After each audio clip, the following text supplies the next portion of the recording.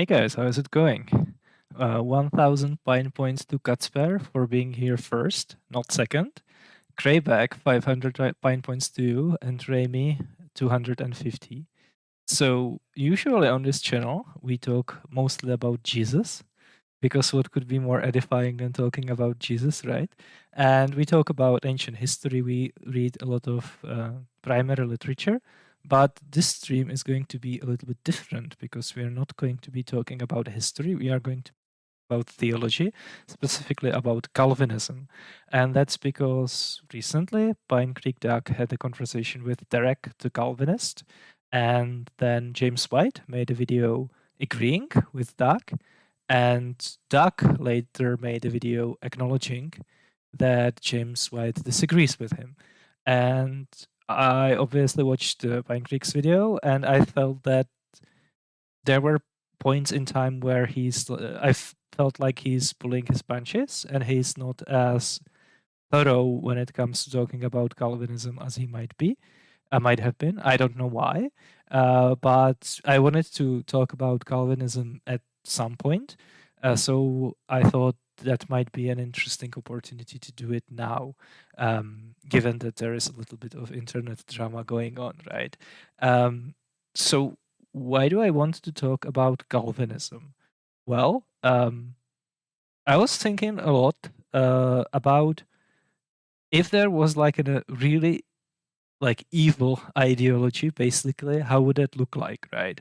Because for a lot of, for example, political ideologies that are kind of obvious candidates, the issue is that even though the underlying ideas are really bad and implementation obviously usually sucks, the intentions of at least the founders of these ideologies is usually pretty good, right? It's noble.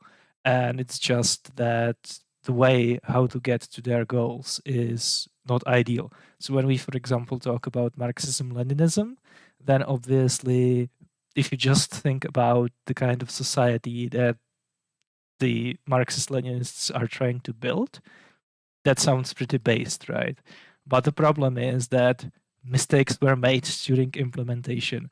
And it turns out that if you just get rid of all the political and economical structure in the society, then the power vacuum tends to be filled with people who are just self-serving narcissists and sociopaths more often than not. And of course, as soon as you legitimize the use of political violence as a means to seize power, for example, in proletariat revolution, right? Then you immediately become paranoid that some other party is going to do that against you. And then really bad things start to unfold, as we've seen in the last couple of hundred of years in various countries. Nazism obviously is worse because there the goal is like pretty okay, but obviously only for the Aryan race, right? Like if you are not of that specific race of people, then that really sucks. But I guess like if you woke up tomorrow in a world that would be uninhabited exclusively by Aryans, and like Nazism was the dominant world ideology, then I guess it wouldn't be the worst outcome. And then there are like really evil ideologies, for example, Randian objectivism. That's, I think, as close as you get with political ideologies, because that's an ideology that basically glorifies rejection of empathy, the rejection of compassion to other people, and glorifies self-interest and being. Just think about it, right? Like the very famous novel that kind of means to show the values and virtues of Randian objectivism is called Atlas Shrugged. And what's the metaphor? What's the word picture that the title is painting? Well, there is the Titan Atlas, who is burdened with carrying the entire world on his shoulders. And he shrugs because that's a heavy burden. And he feels, being a good Randian objectivist, that he shouldn't bear that burden. He shouldn't serve other people by carrying the weight of the entire world. rather, he should act in his own best self-interest and get rid of that burden. But obviously, if he shrugs, that means that the world collapses and literally billions of people are going to die. So Randian objectivism is an ideology where the main metaphor that it communicates through is someone who literally is responsible for deaths of billions of people for his own self-interest. I think that's as evil as it gets, basically, when it comes to political ideologies, right?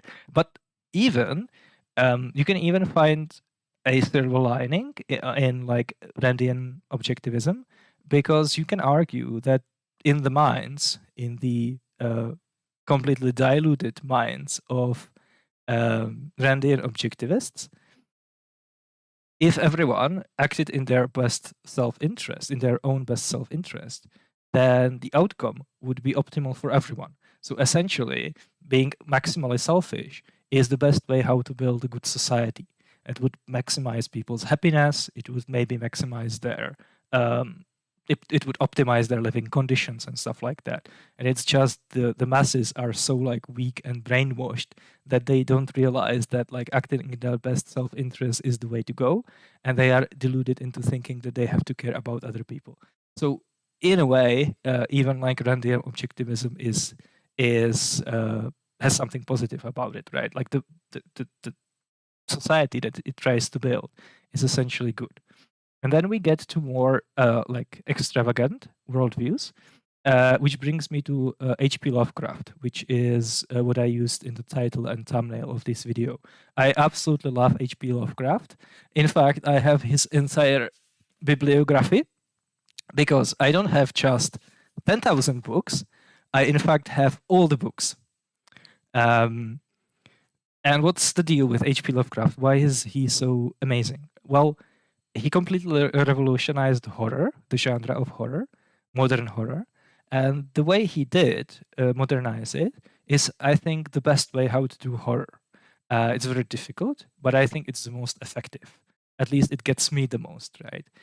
So what's the innovation? Well, before Lovecraft, so I would say early 20th or late 19th century, there obviously was horror, but horror was still grounded in essentially Christian metaphysics, right? So there were stories about monsters, for example, Mary Shelley's Frankenstein, or vampire horror, for example, where things were obviously terrifying, people were scared, people died in those horror stories, people even went to hell, but they're still essentially, the stories essentially took place in the Christian worldview, where yes, like bad things happen, horrifying things happen to the heroes of the stories, but everything is essentially still ruled by a benevolent God.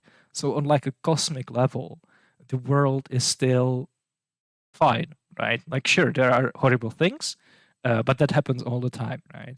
There are monsters, but there are actually monsters in the real world, right? For example, some people. Sure, people can die, but that happens all the time. People can go to hell in these horror stories, but that happens all the time as well, right? If you're a Christian. So really the horror didn't cut as deep as it could have, because still, like, the world on the metaphysical level was doing pretty well. It was working fine. And then H.P. Lovecraft came along and he invented cosmic horror. And there the source of fear and dread comes exactly from the idea that there isn't any benevolent God ruling over reality. The cosmic horror is about realization that ultimately the universe, the existence, the reality is cold, uncaring. People are less than nothing in the grand scheme of things. We are less than insects, right? We are less than bacteria on the cosmic scale, because the strange eons are just so incredibly vast. The distances and the time frames of the universe are so completely astronomical, literally, that we are just completely insignificant. Here there are other intelligent beings in the universe that are like as powerful compared to us, that we might just as well call them gods. Those would be the strange old ones of the Lovecraftian stories. but they don't care about us, and they operate on like a completely different level, that the concepts of morality, for example, are just completely strange to and unapplicable to their behavior, right? Sure, they might seem evil to us. They could, for example, destroy humanity without any effort, and they wouldn't even notice it. They wouldn't care about it. But it's not because they are evil, right? Because being evil actually carries with it some kind of commitment. Like when you are intentionally evil against someone, you have to acknowledge their existence, and you have to, in a way, care about them. You have to care at least enough about them existing that you are willing to harm them. But in a good Lovecraftian story, there isn't even this level of involvement. Like the things that are causing us harm are usually unaware of our existence, or we are just completely puny compared to them. And what's really effective in Lovecraftian horror is the idea that this reality, this like fundamental paradigm that people exist in on a metaphysical level, is so terrifying. Just the realization that this is true, that this is what's going on in the world, this is how the universe is just so terrifying that if you learn about it, you will go mad, you will go insane. Usually, again, in a good Lovecraft story, there is the trope of the main character who starts essentially as a normal, if not slightly dysfunctional individual. And throughout the story, they come to realize this paradigm one way or the other. And towards the end of the story, they became insane just because of the realization, right? So that's really powerful. Because obviously in like one of the pillars of modernity is the belief that knowledge is essentially positive on the balance, that it makes sense to gather knowledge, that it makes sense to progress as a civilization in terms of gathering knowledge, progressing through technology and stuff like that. But Lovecraft takes this pillar of the Enlightenment and completely flips it on its head and says, no, actually gathering knowledge is dangerous, because if you find out what's actually going on in the world, it will drive you insane. So being ignorant is actually the least bad thing that you can do in the universe that is the cosmic horror that's being depicted in H.P. Lovecraft. And there is a very famous passage in the beginning of The Call of Cthulhu, where Lovecraft writes, "The most merciful thing in the world, I think, is the inability of the human mind to correlate all its contents. We live on a placid island of ignorance in the midst of black seas of infinity, and it was not meant that we should voyage far. The sciences, each stranding in its own direction, have hither harmed us little. But someday, the piecing together of dissociated knowledge will open up such terrifying vistas of reality and of our frightful position therein, that we shall each go mad from the revelation or flee from the deadly light into the peace and safety of a new dark age." So just that one paragraph at the beginning of the short story makes you really feel it, right? Like it gets me every time. But I actually think there is a view that's even worse than Lovecraftian horror, or at least as bad, and that's actually Calvinism. So this is what I want to talk about today, right? So let's just talk about Calvinism and how it's like, well, literally Lovecraftian, or maybe worse. So I don't even have to do that much like editorializing. I think most of this video is just going to be me very carefully and meticulously explaining what the Calvinist worldview is. And maybe towards the end, I'm going to point out some of its logical consequences and how this is just Lovecraftian, right, in my opinion. So what is Calvinism? First of all, obviously, the God exists, the Christian God exists, Yahweh exists, right?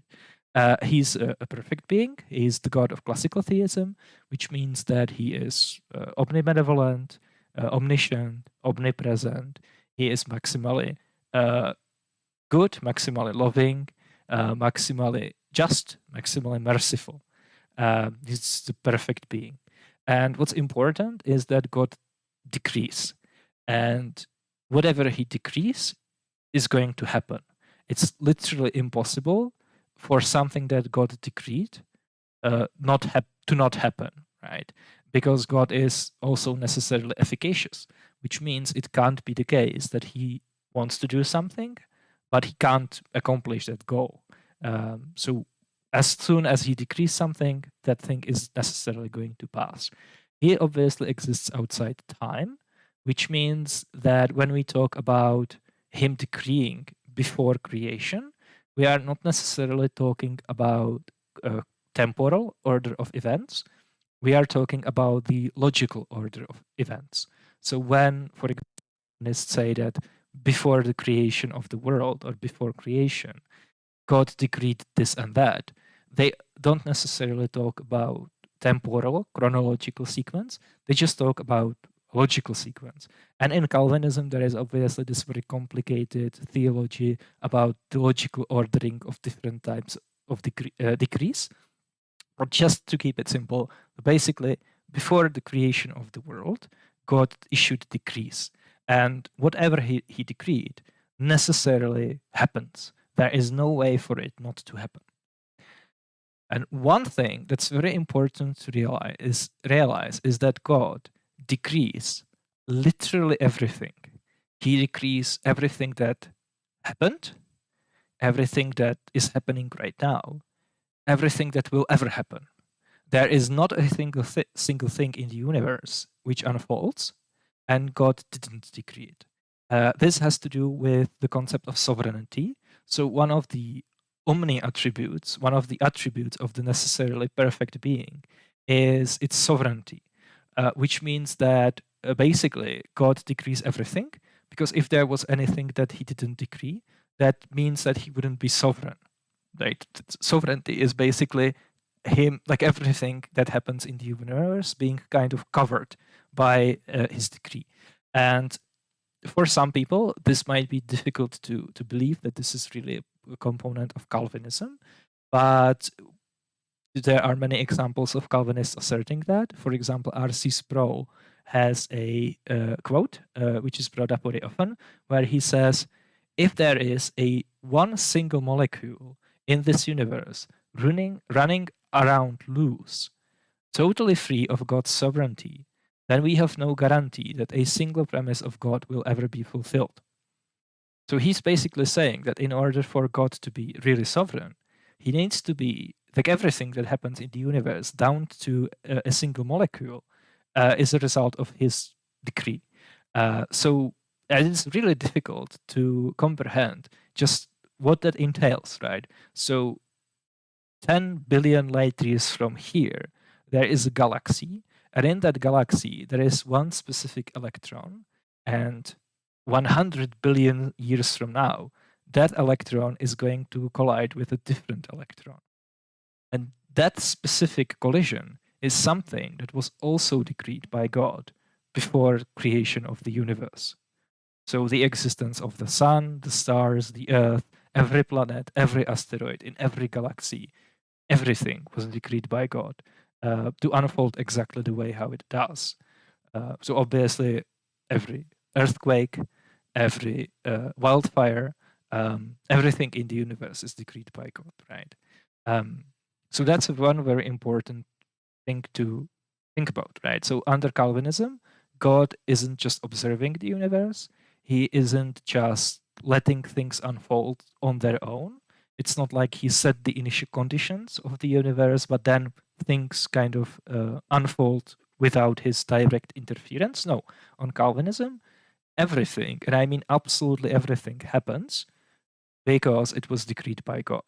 Like every position and every atom in your body, like every angle of every hair on your head right now was decreed by God before the creation of the universe.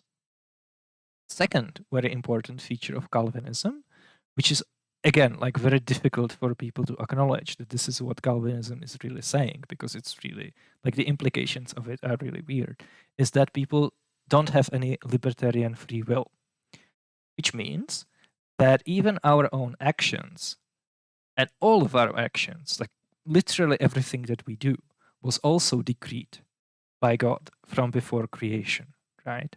So everything that anyone, dead or alive, or unborn even yet, anything anyone ever did, does, is doing, or will ever do, every action, every word spoken was decreed by God before creation of the universe. We are literally unable to do other than what God decreed. Because again, if we were able to do other than what God decreed, then God wouldn't be sovereign, right? So everything that I'm saying right now to you, I'm saying only because God decreed before the creation of the universe that I'm going to say at this very moment, right? So if I drop this pen, I dropped it because that's what God decreed, right? I didn't have a choice not to drop it, because if God decreed that I will drop it and I didn't drop it, well, that would mean God's decree failed to pass. And that's like literally metaphysically impossible, right? Because he's necessarily efficacious. So everything that Pine Creek Doug said in that last stream, he said because God decreed it. Everything that James White said in his video, he said because God decreed it. And when like people, including Christians, think about Calvinism, they usually only think about God decreeing who will be saved, who is elect. Because of course in Calvinism, not everyone is actually saved, only some people are saved, right? So Jesus didn't die for everyone, he just died for some people. And God, before the creation of the universe, decreed who is going to be the elect and who is going to be unsaved, who is going to be reprobate, right? He didn't just pass people over, he actually decreed who is going to go to hell, right? No mere permission.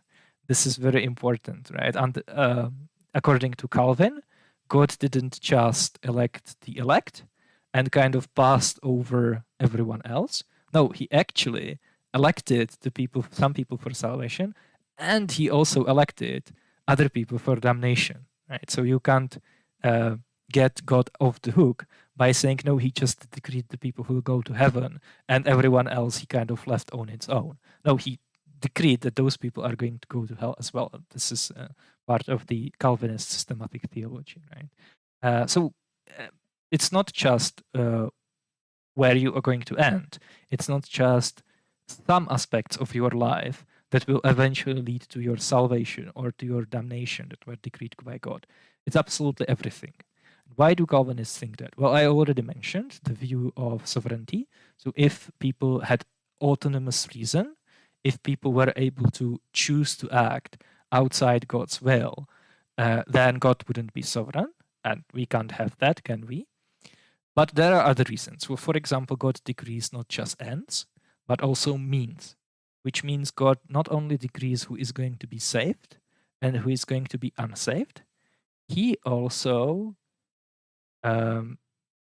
decrees the exact way how that's going to happen. So just think about it, right? So, for example, Calvinists believe that the reason why Jesus issued the Great Commission, the obligation to go and evangelize, is that even though the eternal destination of each person is already decreed before they are even conceived, right? So even before you are created, even before your parents are created, God already knows that you are going to exist, and he already knows that you're going to either go to hell or to heaven, because that's what he decreed. He decreed one or the other, right? And there is absolutely nothing that you can do to escape that. There is still a process of how you are going to get to that final destination, right? So there is a path that you are going to take through your life that will eventually get you to the place of either salvation or damnation. And the exact shape of that path was decreed either. So when Jesus issues the Great Commission, in the mind of the Calvinists, this is exactly to make sure that all of the domino pieces of the decrees fall into place and that specific people are going to evangelize to specific individuals, which is going to result in them repenting and receiving grace, being regenerated, and eventually getting to heaven, right? And of course, in case of other people, there is going to be a specific path which is not going to include that. So our Calvinists, for example, believe that they need to talk to other people and evangelize to other people, even though it's already decreed who is going to be saved and who isn't. Because for all they know, their conversation with someone who is unsaved is going to be a tool that God decreed will lead to their salvation, right? So we just have to think about it as kind of domino pieces falling. So the last piece that falls is the eternal destination, and then there are pieces in front of it that will collapse one after the other, and the last one is going to get the person to be saved. And Calvinists just think that for all they know, their evangelizing efforts is one of the domino pieces that falls in that series, and that eventually gets the person to be saved.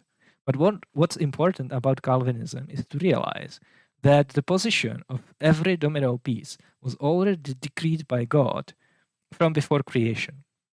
Right? So just imagine that you are a Calvinist, you are evangelizing to someone, and because of what you say or do, that person repents, accepts Jesus into their heart, is regenerated by the grace of the Holy Spirit, and goes to heaven. The question is, did you have a choice, you as the apologist, as the evangelist, did you have a choice not to wake up and stay in your bed and sleep in that day? Meaning it would result in you not talking to that person. Well, of course not, right? Because if God used you as a tool, that not only that person's salvation was already decreed, your interaction with them was decreed also, right? So it's not just the final effect, it's actually the entire causal chain that's a part of God's decree, right? So God not only decrees where every person is going to end, he also decrees all the actions of not only them, but every other individual that will eventually get them to that destination, right?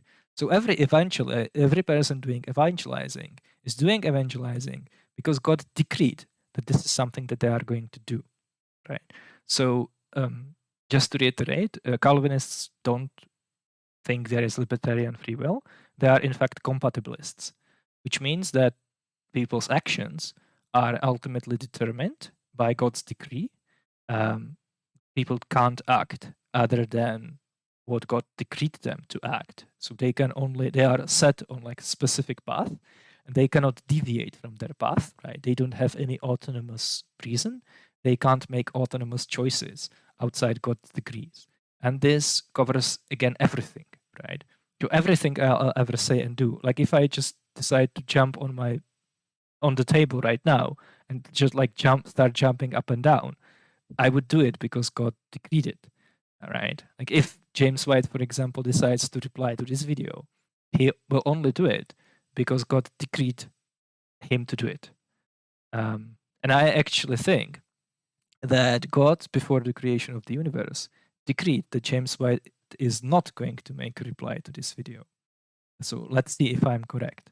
And that obviously, of course, includes not only actions of individuals who are saved, that just includes all actions of any individual ever, including people who are, including all the sins, right? So God decreed all the sinful behavior of everyone, both the elect and non-elect. And again, this is just mind-blowing for some people to acknowledge that actually in this determinism, even evil is ultimately goes back to God. He is the ultimate cause of all that evil, right? Because he decreed that this is going to happen. And again, there are many quotes about this from Calvinists. So, for example, very famously, this is a super famous quote. James White was once asked in a debate, when is a child raped? Is God responsible? And did he decree that rape? Right. That's a pretty serious question in theology. And that's a question that like every Christian needs to come up with an answer to.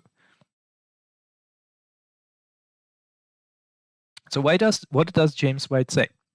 He says, yes. So the question was, when a child is raped, did God decree that rape? Or did he decree the specific decisions and actions of the rapist? Or was the rapist free to act other than what God decreed? And obviously, a Calvinist is going to say, yes, God did decree that rape. Why? Because if not, then it's a meaningless and purposeless. And though God knew it was going to happen, he created without a purpose. He created it without a purpose. And God is responsible for the creation of despair. If he didn't, then that rape is an element of meaningless evil that has no purpose. So what is James White saying? He's it's true that God decreed rape, but it's a good thing, because if it was the case that God didn't decree rape, then rape would happen for no reason. It would be meaningless. And it's better to have a God who decrees rape than to have rape that happens for no reason. That is just purposeless. So you are kind of maybe seeing where I'm going with this idea that like Calvinism is a Lovecraftian worldview, right?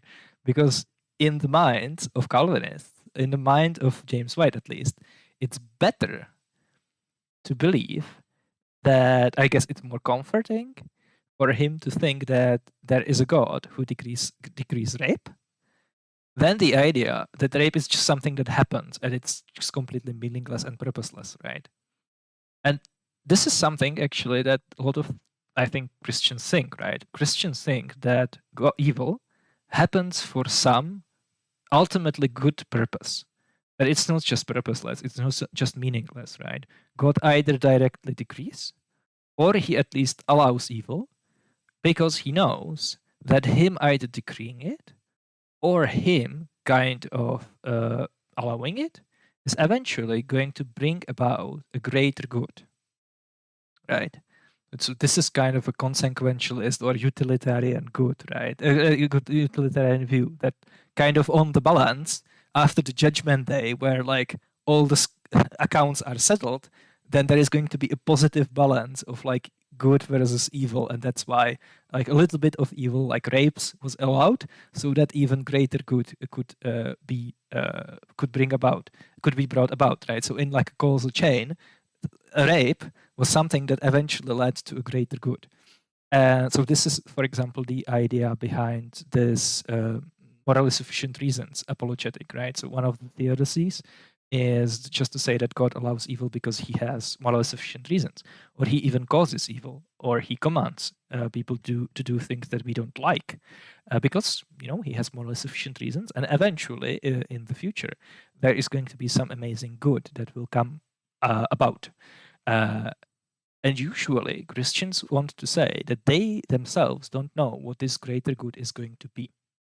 It's a mystery, right? They will say God has morally sufficient reasons to either decree evil or at least permit evil, which is not the case in Calvinism. In Calvinism, no mere permission, right? God just doesn't just permit evil; he decrees it.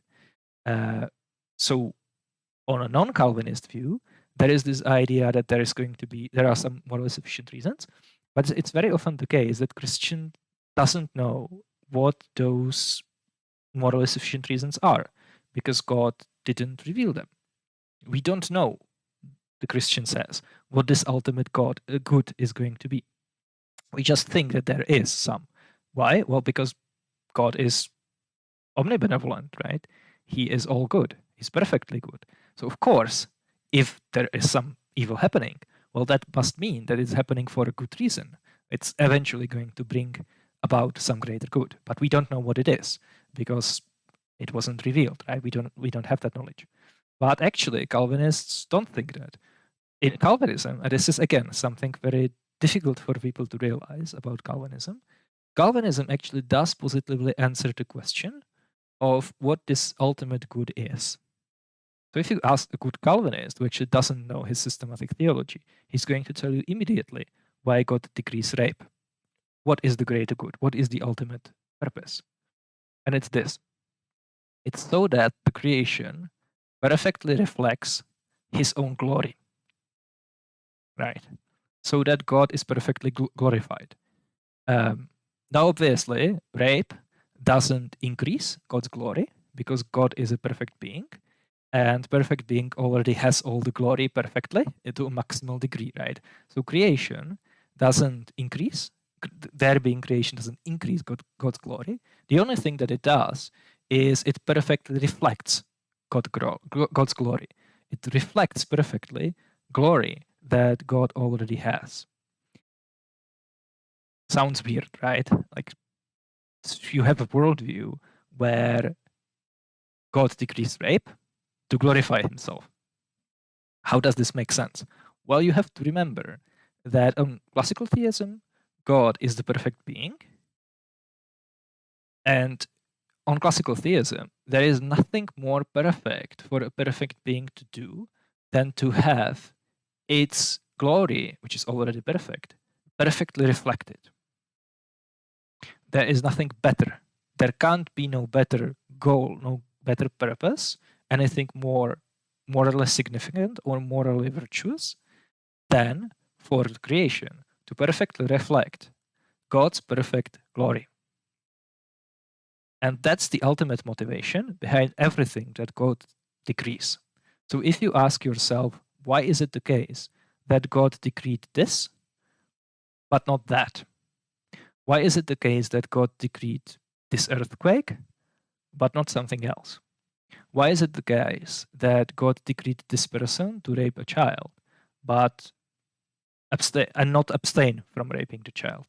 The answer is always going to be the same. There was a morally sufficient reason for it. There was a greater good that was brought about. And we actually know, as Calvinists, what this greater good is. The greater good is so that creation perfectly reflects God's glory. That's always the answer. There can't be anything better than that. Why? Because God is the perfect being, and there isn't anything better than for the perfect being to have its perfect glory perfectly reflected in creation. You can't get any better than that, right? So that's the answer to every question. Matzlik, about why is there evil? Matzlik says, and this is on Karm, if libertarians were correct in that man has free choice, so he's explaining why he rejects libertarian free will, then when man committed a gross evil against his neighbor, the evil committed would have been pointless. That is, if God had no control over that, or when evil took place, then it only naturally follows that the suffering produced from the evil was without purpose, and thus pointless. For example, if someone were robbed and beaten, and yet God had no say in the crime whatsoever, or it was a free, uninhibited action based upon the criminal's free will, then the person robbed would not only have been unjustly treated, but the evil he endured would have had no point to it. It was just a spontaneous action of a criminal. God is sort of left helpless in the matter.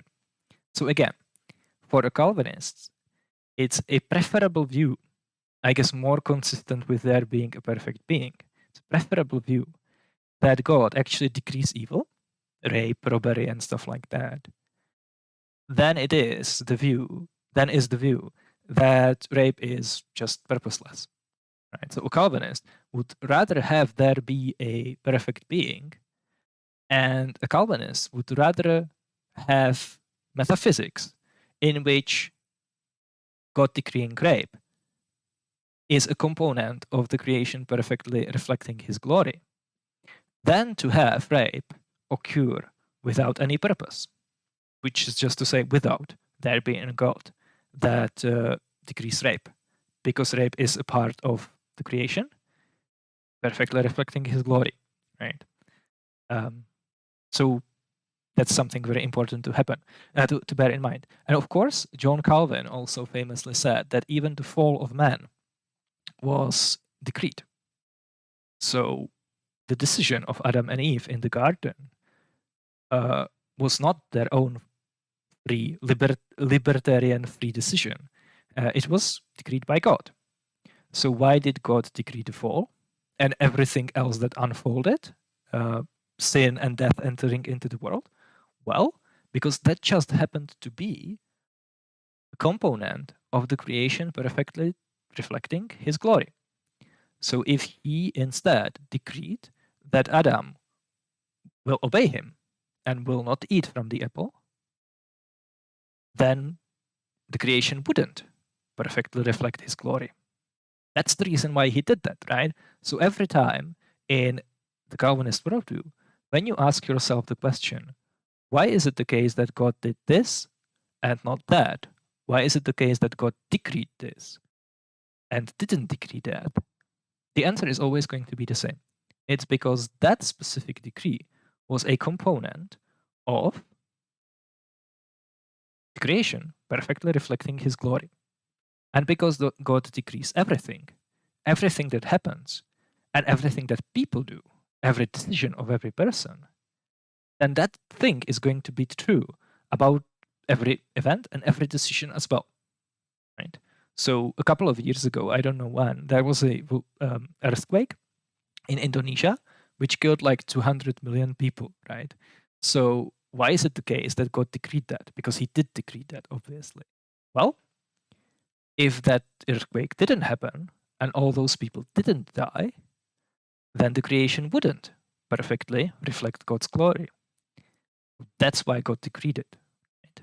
So if the creation didn't happen, God wouldn't be the perfect being because his glory wouldn't be perfectly reflected in creation. Let's take the Holocaust, right? I don't know if you know about it. Do you know how like infants were executed in Auschwitz? I didn't know about it, but then I found out. So they like basically babies, newborn babies. They were not put in the gas chambers with their mothers. They were actually separated before the gas chamber, and they were taken to a room with large ovens, and they were just thrown into the ovens alive. So infants were actually being burned alive in Nazi concentration camps every day, and for years. Just think about that, right? So obviously God decreed that because he decreed everything, like everything every person does, including all the evil things like rapes or infants being burned alive. So why is it the case that God decreed that and not something else, right? Why is it the case that he decreed the Holocaust happening as opposed to it not happening? Why is it the case that he decreed this specific number of Jews to be killed and not one more or one less? Why is it the case that God decreed infants being burned alive during the Holocaust as opposed to them being, for example, given an injection that will kill them in their sleep? Well, it's because God decreeing that specific course of action, so there being a Holocaust, the exact number of Jews being killed, and the exact execution method for the infants was the thing that perfectly reflected God's glory. So if there was only one person left, one person less killed during the Holocaust, then God wouldn't be the perfect being because his glory wouldn't be perfectly reflected in creation. How do we know that? Well, because of what he did decree, right? And simultaneously, if there was one more person killed in the Holocaust, then again, God's glory wouldn't be perfectly reflected in his creation. That's the answer to everything in Calvinism. Cool. So that's already like pretty disturbing, right? Pretty Lovecraftian, I would say. But let's get even more hardcore, right? So, do you know how Frank Turek always says that if naturalism is true, people are just moist robots? Well, then under Calvinism, he of course says that because he thinks that like naturalism entails compatibilism. So naturalism entails denial of free will, libertarian free will specifically.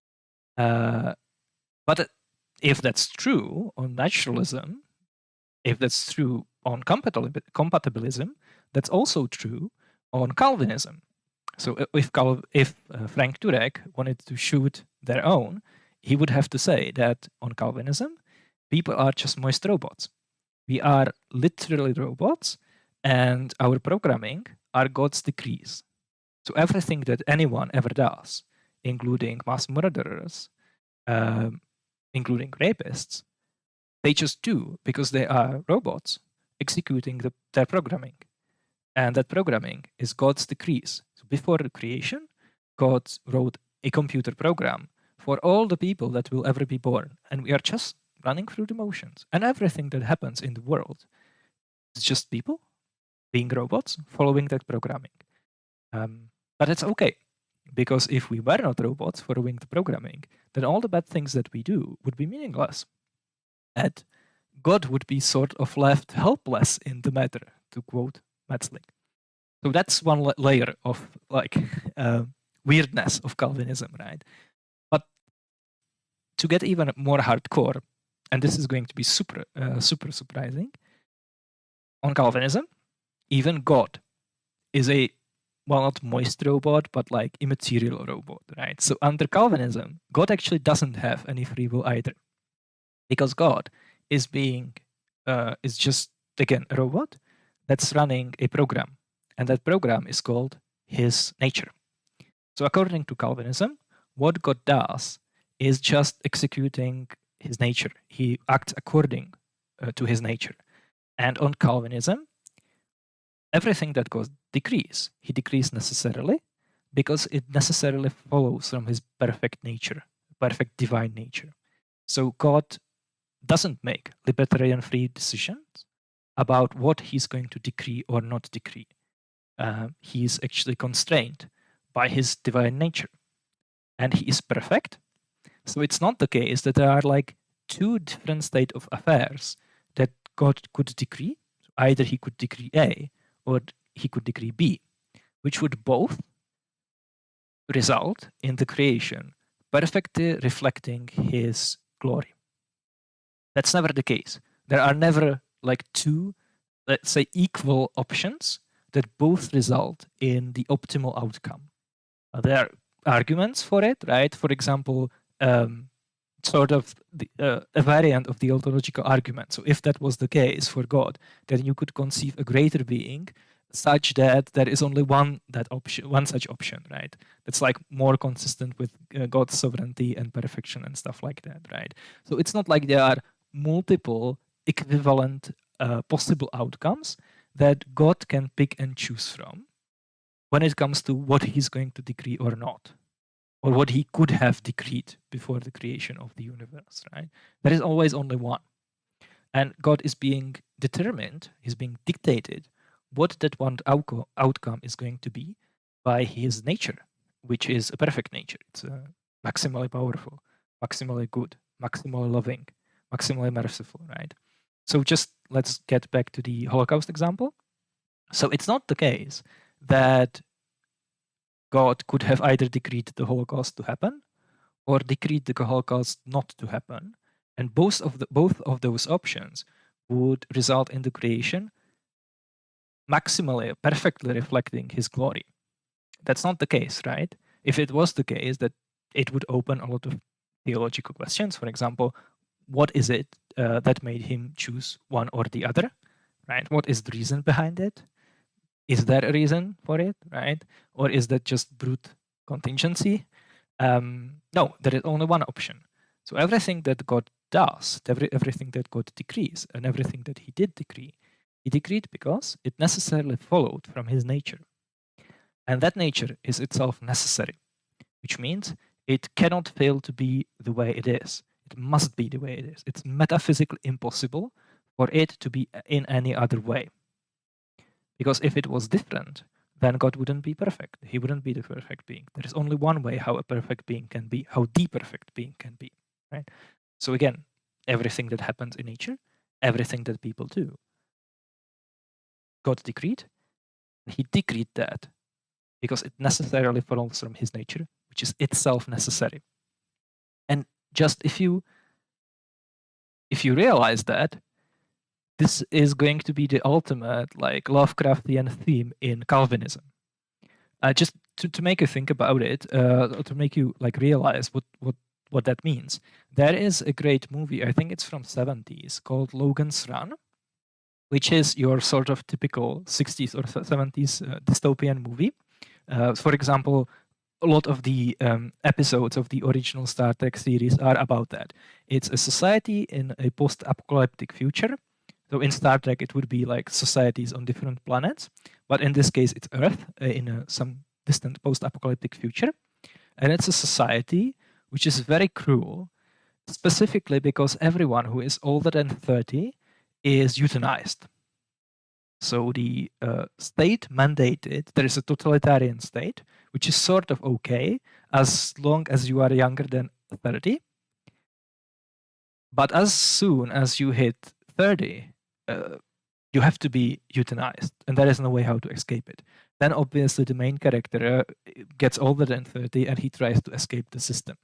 And what's really amazing about the movie, what completely blows my mind, is that the question is obviously why the society is run that way. Who are the people behind it, and what are they getting from it? There must be either a good reason why they are doing it. Maybe in the post-apocalyptic future, the resources are just so scarce that the society wouldn't function if it had to feed people past their prime, right? Maybe the resources are so scarce that the maximum viable lifespan is 30. Right? So you get to your productive phase, you have children, and then you have to be terminated because if people were allowed to live, let's say, to their 50s, then the society wouldn't have enough resources to go about. Like that's one possibility. So maybe the people who are orchestrating the society actually have good reasons. It might be terrible, but it could be less evil. Or they might just be malevolent, right? That's another option. So maybe the people running the society are actually corrupted. They are crazy. Maybe they are brainwashed into some religious cult where the feature of the religion is that people cannot live past 30 because that would offend the gods or something like that, you know? But the conclusion of that movie, I'm going to spoil it, by the way, but don't worry about it. The conclusion of this movie is completely amazing because, at least in my opinion, it's much more terrifying than even that. It's much more terrifying than there being just villains running the society. What happens in the end of the movie? Well, the main character with his girl, because of course he's a guy and he has to get a girl who is only defined by her being romantically engaged to him, because it's a 70s sci-fi movie, right? They break into the capital, I guess the citadel, the center, the power center, the center of the power structure of the entire society, and there it is revealed that the society is actually run by a robot. It's run by an AI. But the robot isn't actually self-aware. It's not actually intelligent. It doesn't think. It's just executing a program. And it's never revealed. It's never explained who programmed it, why, what's the point. And it's obvious that everyone living in the society doesn't know either. And the information about why the society is set up that way was lost centuries ago, you know, because it's a post-apocalyptic future. So people already obviously don't know like about their own history, you know, because the world was destroyed essentially. And that's just completely nuts, right?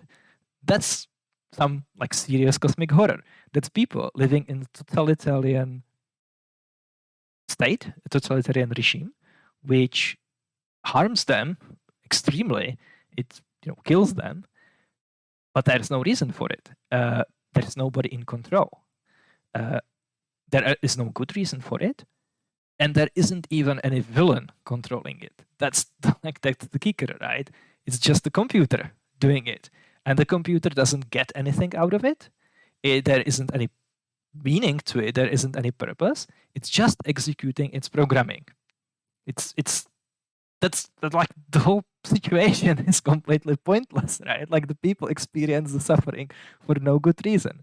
And this is essentially Calvinism, right? Because in Calvinism, the things are the way they are because this is just the necessary reality, right? It just is. There is no other explanation to it, you know?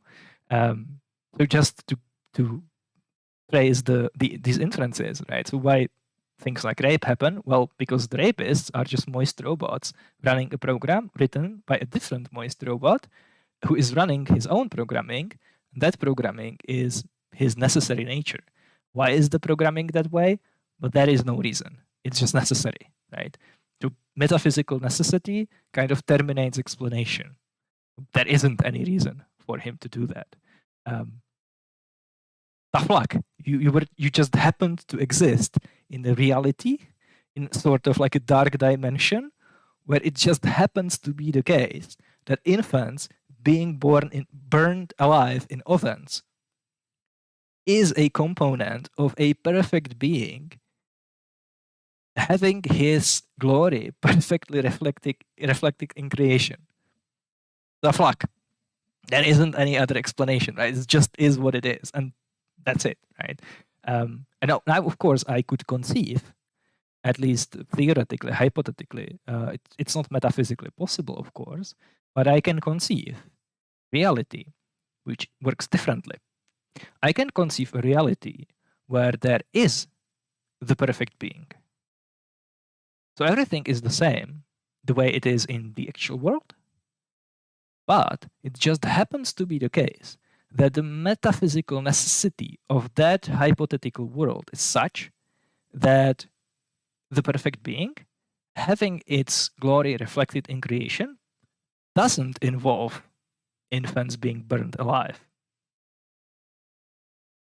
That could have been the case, right? Now, of course, it's not possible metaphysically, because in the world that we live in, it's metaphysically necessary that infants being burned alive is a component of how the perfect being necessarily has its glory reflected in creation. But I can conceive of a world which isn't like that. So why is it that we live in our world and not that one? Well, it's just necessary. There isn't any other explanation, right? Tough luck. So in a way, in Calvinism, there being a God, like a conscious agent who makes choices, is kind of irrelevant, because it just all boils down to necessity, metaphysical necessity. Things are the way they are because there isn't any other way for them to be. So what is exactly the advantage of the Calvinist worldview over naturalism? Because on naturalism, bad things happen because there isn't anyone actually, nobody actually cares about us, right? We're just like random beings on like a surface of a planet in random galaxy in like a vast cosmos, right? But on Calvinism, metaphysically necessary. Can't be any other way. And the fact that in that Rube Goldberg machine, there is a God who is like a perfect being, who has all these omni attributes, and who is, decreeing things and stuff like that.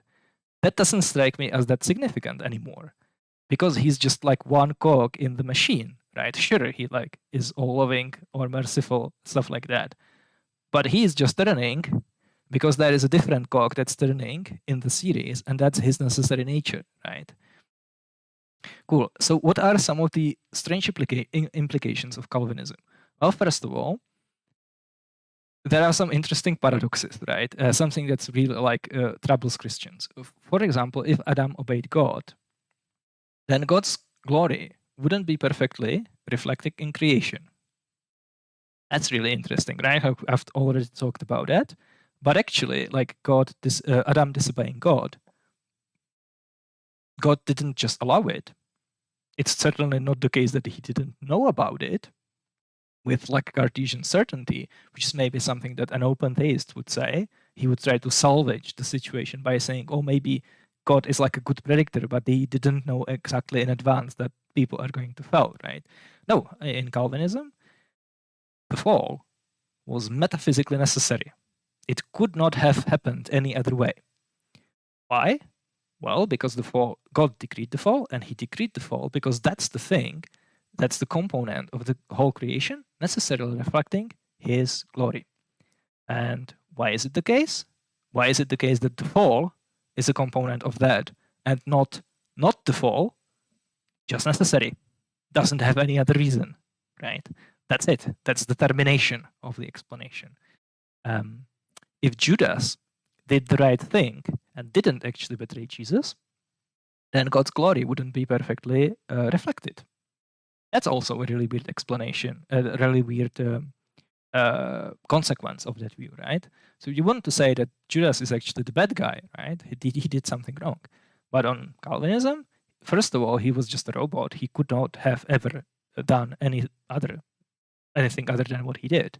But also, if he actually did something else, of course, metaphysically necessary, but we can conceive of it at least, maybe at least in theory, doesn't seem to me to involve any logical contradiction, at least.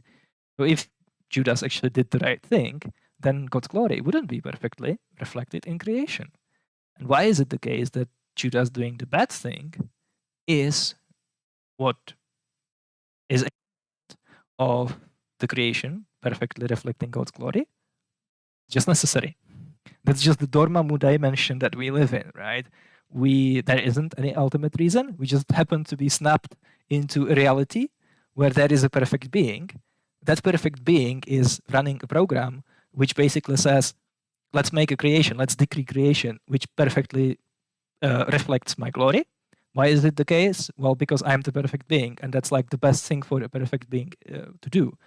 A perfect being must necessarily do that. It cannot do anything other, because that wouldn't be a perfect being then. And yeah, that just happened to be the component of it, right? Then, of course, there are the kind of the cheap shots, right? So it's often said that Calvinism is a very man-centered theology. Why?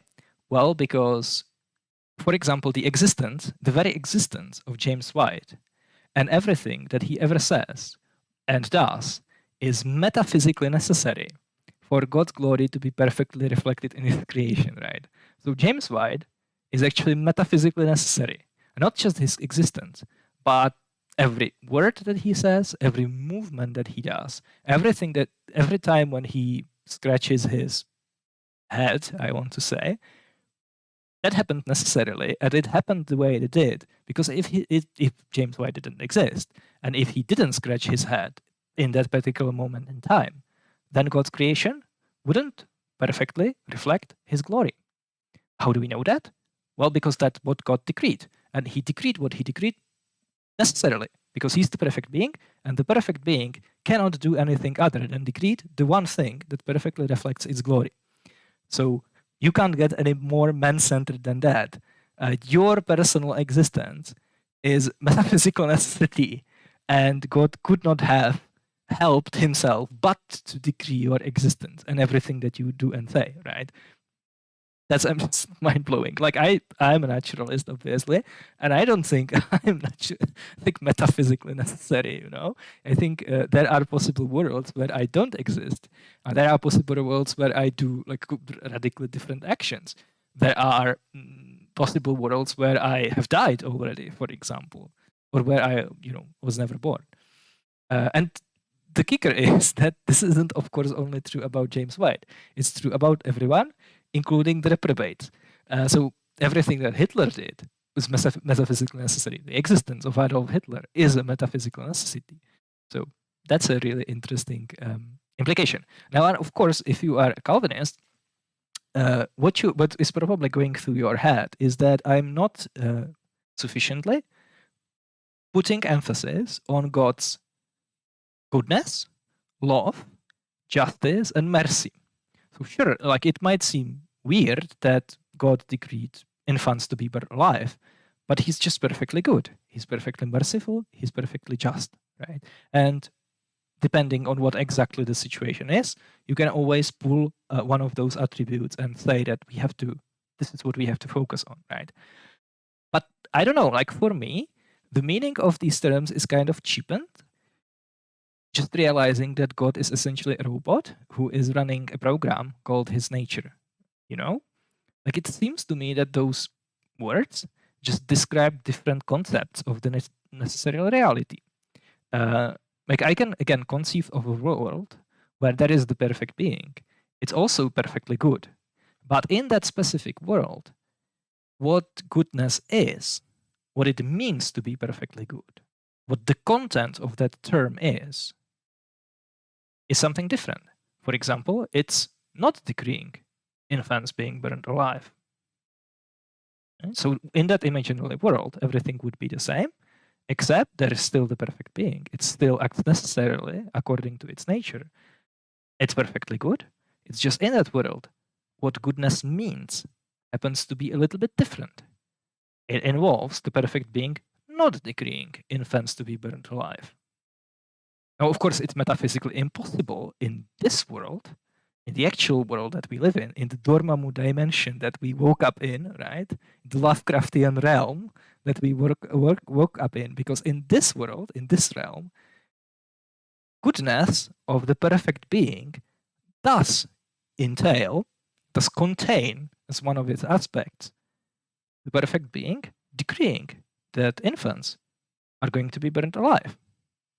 Now, the perfect being is still good, you know, like I'm not saying that it isn't, it's just what goodness means in this world. The same with justice, the same with mercy. I don't know. So this kind of metaphysical setup just cheapens the gravitas of goodness and justice and mercy, right?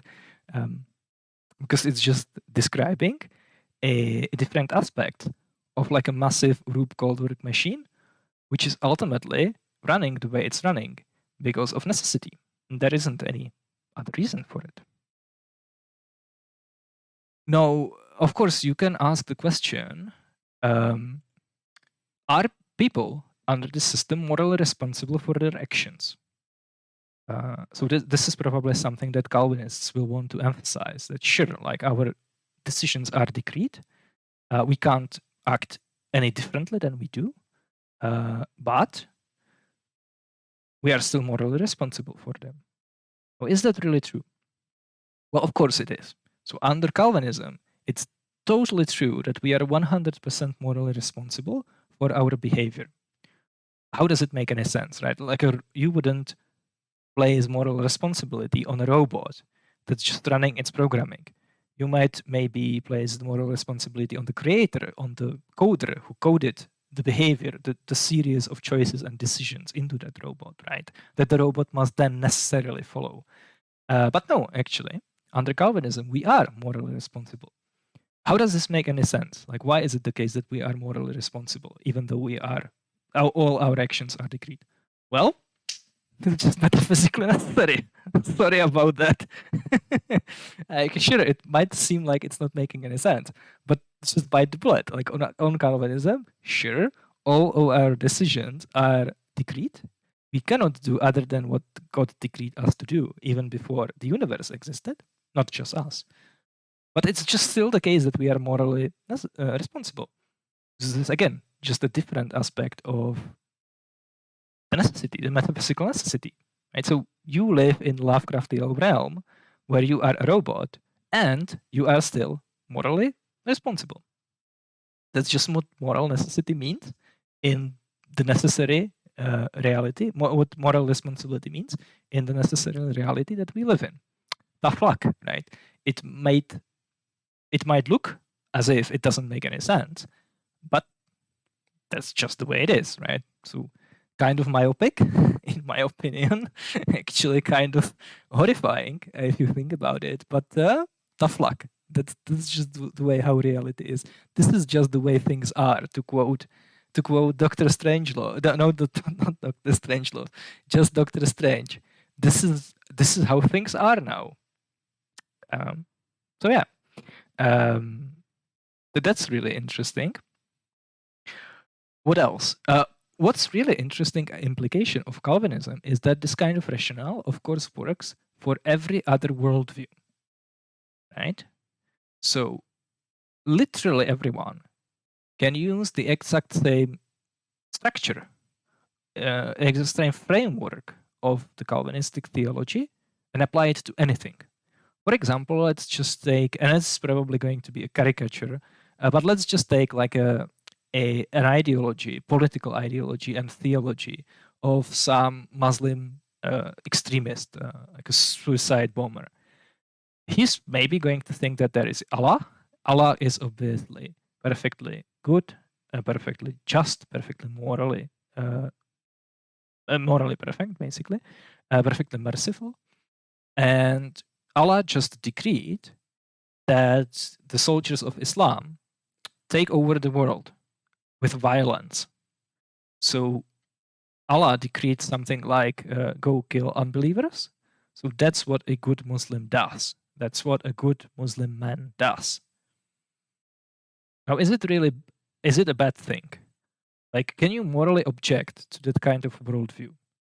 Well, a Muslim extremist can construct the theology using the same scaffolding, the same infrastructure, as a Calvinist. And he can say, sure, it might look horrifying, but Allah decreeing Muslims to go kill unbelievers just is what it means to be good for the perfect being.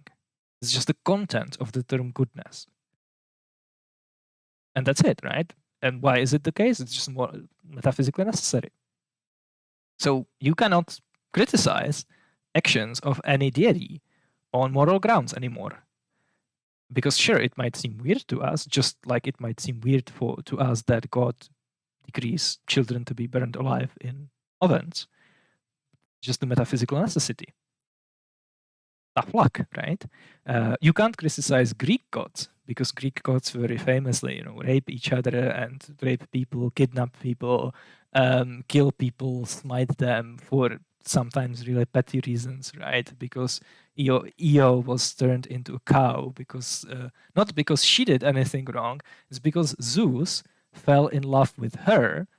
He didn't even fall in. I think was it Io? He didn't even fall in love with her because of his own free will decision. It was actually Aphrodite who cast a spell on him and made Zeus to fall in love with Io. And Hera found out and she became upset. And because she couldn't punish Zeus, she decided to punish Io. She turned her into a cow, and Io was left wandering Earth in a form of a cow. So can you fault the Greek gods?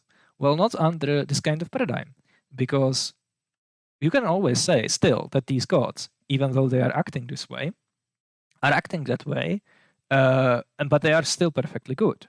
They are still perfectly loving. They are still perfectly merciful. It's just this behavior is necessarily what goodness means in the world that we live in. And it couldn't be any other way, right? And you can even, and this is, again, another layer of craziness of Calvinism, you can even say that you specifically thinking that there is something wrong with that is actually demonstration of your sinful nature, of your fallen state, of your spiritual deadness, you being spiritually dead, right? So I think that the idea that there is a perfectly loving being that decrees children to be burned alive in ovens doesn't just permit it for some greater good, actually decrees it. And actually decrease it for its own glorification, right? Because you have to realize that in Calvinism, the ultimate good is known. The ultimate good is God's own glorification. That's kind of fucked up, in my opinion. It's kind of Lovecraftian, But actually, a Calvinist would say that me having that moral intuition is not manifestation of some God-given innate morality, sense of morality. It's actually manifestation of my own sinful nature. So a Calvinist would think that me thinking that a God who decrees children to be burned alive to glorify himself is kind of fucked up is actually because I am in a sinful, fallen state. That's another layer of Calvinism. So I can totally get why Christians, for example, think that non-Christians engaging in, let's say, homosexuality are acting because of their sinful nature, because they probably feel some kind of primitive emotional disgust over two men fucking. So, but that's understandable. I can see how they can think that homosexual behavior is sinful, but it's a completely different thing altogether to believe that you having empathy for infants being burned alive is actually because of your sinful state. That's pretty hardcore, Like in the Calvinist worldview, you having too much empathy, you caring about other people, complete strangers, Jewish infants, like gypsy infants, I guess children of homosexuals, because homosexuals, of course, do have children, their own children. They, of course, do raise children routinely. Being burned alive is actually because you are sinful. That's like that's something, right? So again, like if you are a Christian, you're probably thinking about atheists engaging in like sinful behavior because of their sin, but what you're thinking about is probably not them being compassionate. And it works for all with all kinds of things. Like for example, there is the famous potter and the clay analogy in the Bible, where it basically says the potter has no moral responsibility towards the clay, and it's actually super like inappropriate. It's super rebellious for the clay to demand moral responsibility from the potter, because the potter can actually do whatever he wants with the clay. He can smash it, he can burn it, he can mold it, whatever he however he wants. So God actually doesn't have any moral responsibility towards people, and if he decides to do something good, it's not because he has to, not because he's morally obliged. It's because he just do it because he's a good God. But I actually think that if we ever created a completely new life form, for example, an AI or like a synthetic biological life form, and it was actually intelligent, it was self-aware, it could think, it could feel pain, it could experience suffering, then we would be morally responsible to it. We would have moral obligations to it, even though it's us that created it. Even if we literally build it in the lab from scratch, and it only exists because of us, and we have the power to destroy it at any moment, we still are morally responsible towards it, right? Like if I happen to program an AI that can actually think like a human being, and I can very easily just take the folder with the AI and drop it into the bin and empty the bin, I think I just murdered a person, essentially, right? And I have moral responsibility. So I actually care like super a lot about sentient beings. But on Calvinism, me having that moral intuition is actually a manifestation of my sinful nature. So I think we are like 5 levels deep into like the horrible realities of Calvinism, right? So everything is necessary. Everything happens because it was decreed. All human behavior, including rapes and stuff like that, was decreed. So all the serial killers and dictators couldn't have done any other than what God decreed. God himself isn't actually free. He is determined by his nature. He cannot act in violation of his nature. His nature is necessary, so there isn't any ultimate reason for why the things are the way they are. God doesn't choose them. Well, he does choose them, but he doesn't have a libertarian free will about choosing him. He's just executing his programming, which is his nature. And if you don't like it, if you find it weird or objectionable, well, that's not because you are a good person who obviously recognizes that this is fucked up. It's actually because you are sinful. Sorry about that. And you are also morally responsible, even though you are literally a meat puppet being puppeted by a different puppet who is puppeted by his necessary nature. So really, like, ultimately about like when it comes to the universe unfolding the way it does, there isn't any intelligence behind it. Sure, there is a God, but he's just a robot. It's just morally necessary. And that's it. There isn't any, metaphysically necessary. That's it. There isn't any ultimate reason. Yeah. One last thing, and this is maybe a little bit too abstract, but Calvinism, and this is a criticism that like other Christians who are not Calvinists raise against Calvinism themselves as well. So this isn't original. Like, everything that I say isn't original to me. There are other Christians who are actually making that point. And I'm going to talk a little bit more about that later. But one consequence of Calvinism is that it leads to necessitarianism. So the necessitarianism is basically the view that everything that happens is necessary. So there are no contingencies. So literally everything that happens could have only happened one particular way. It could not have happened otherwise. So when I was talking last, I don't know, 80 minutes, I talked in modal language, obviously. So I said things like, if X, then Y. If God did that, then outcomes would be different. If something was metaphysically necessary, but it isn't, then something else would happen. But really, on Calvinism, this kind of language doesn't even make any sense. Because on Calvinism, nothing is possible, everything is only necessary. So literally everything, not only about the universe, but also about God, could not have happened any other way. But this kind of modal collapse, has really weird implications. For example, on that view, on necessitarianism, causality doesn't exist.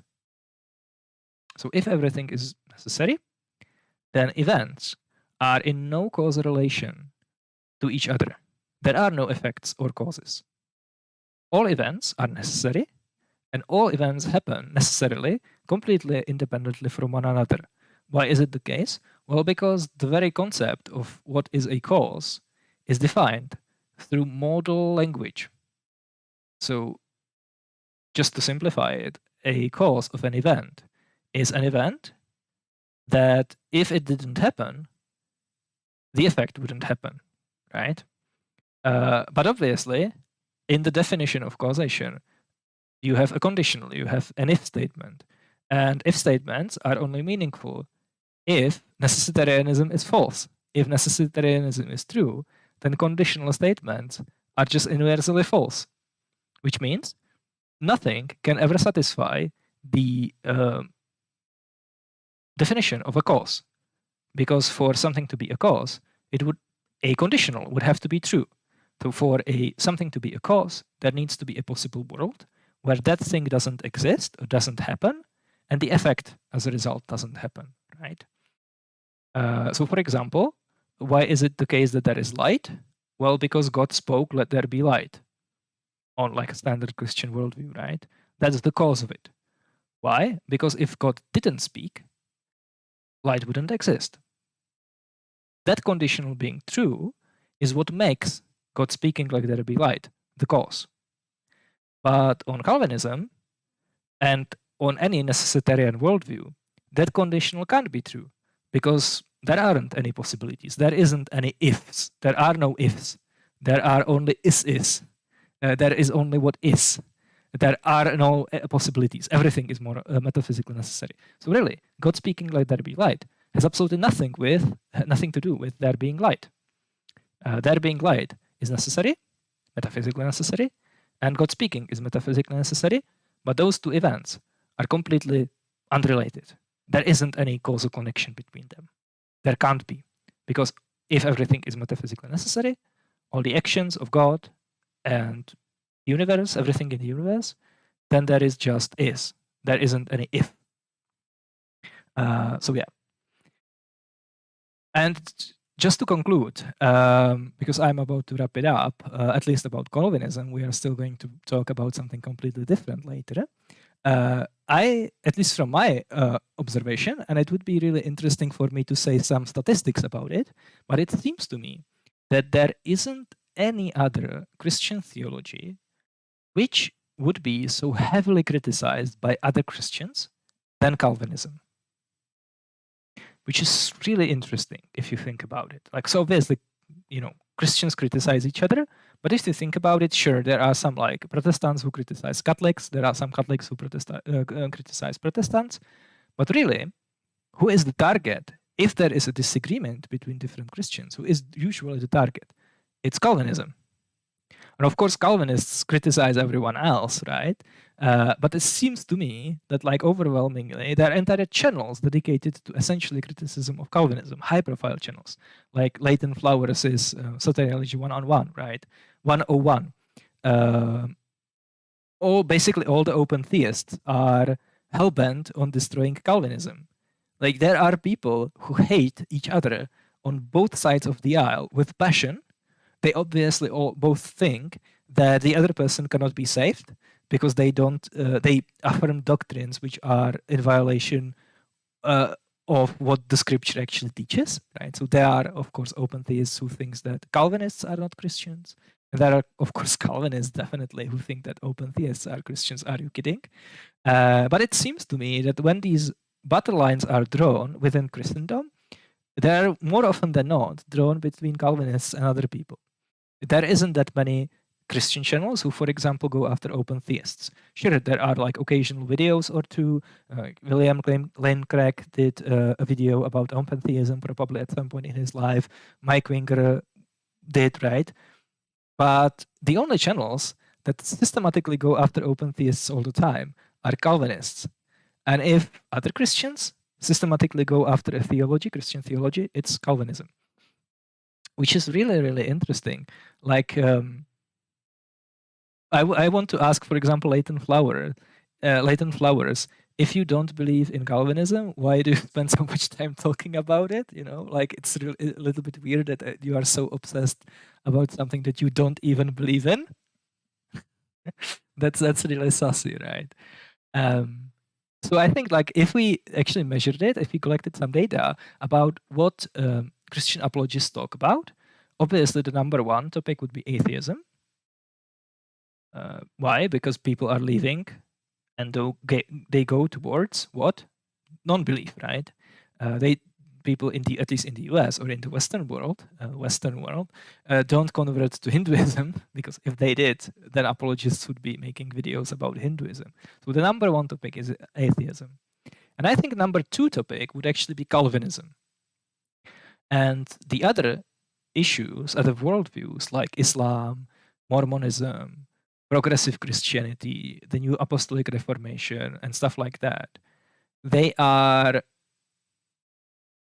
somewhere else, right? They don't receive nearly enough attention as Calvinism does. Now, of course, that's only talking about kind of worldviews. It's not talking about, for example, politics, because when it comes to politics, that's a completely different story. So why is it? Why is it the case that Calvinism is actually so often criticized by the Christians? Why is it that there are these battle lines drawn throughout Christianity? Well, it's because I think many Christians actually realize the cosmic horror that is Calvinism, and they are highly motivated, therefore, to speak about it, because they realize that believing it is just like it takes stomach to swallow it. It's just believing it is insane. They say, like Leighton Flowers, for example, says that it's not like the God of Calvinism isn't actually a loving God, right? A loving God doesn't just pass people over. He definitely doesn't decree people to go to hell. That's not what a loving God is. A loving God provides for all people, not just for the elect, right? A good God doesn't actually decree rape. Like, these are massive hang-ups for other Christians. For most Christians, the idea that God actually actively decrees rape is insane. Right? The idea that God is the ultimate cause of something like rape or the Holocaust is unthinkable. Why?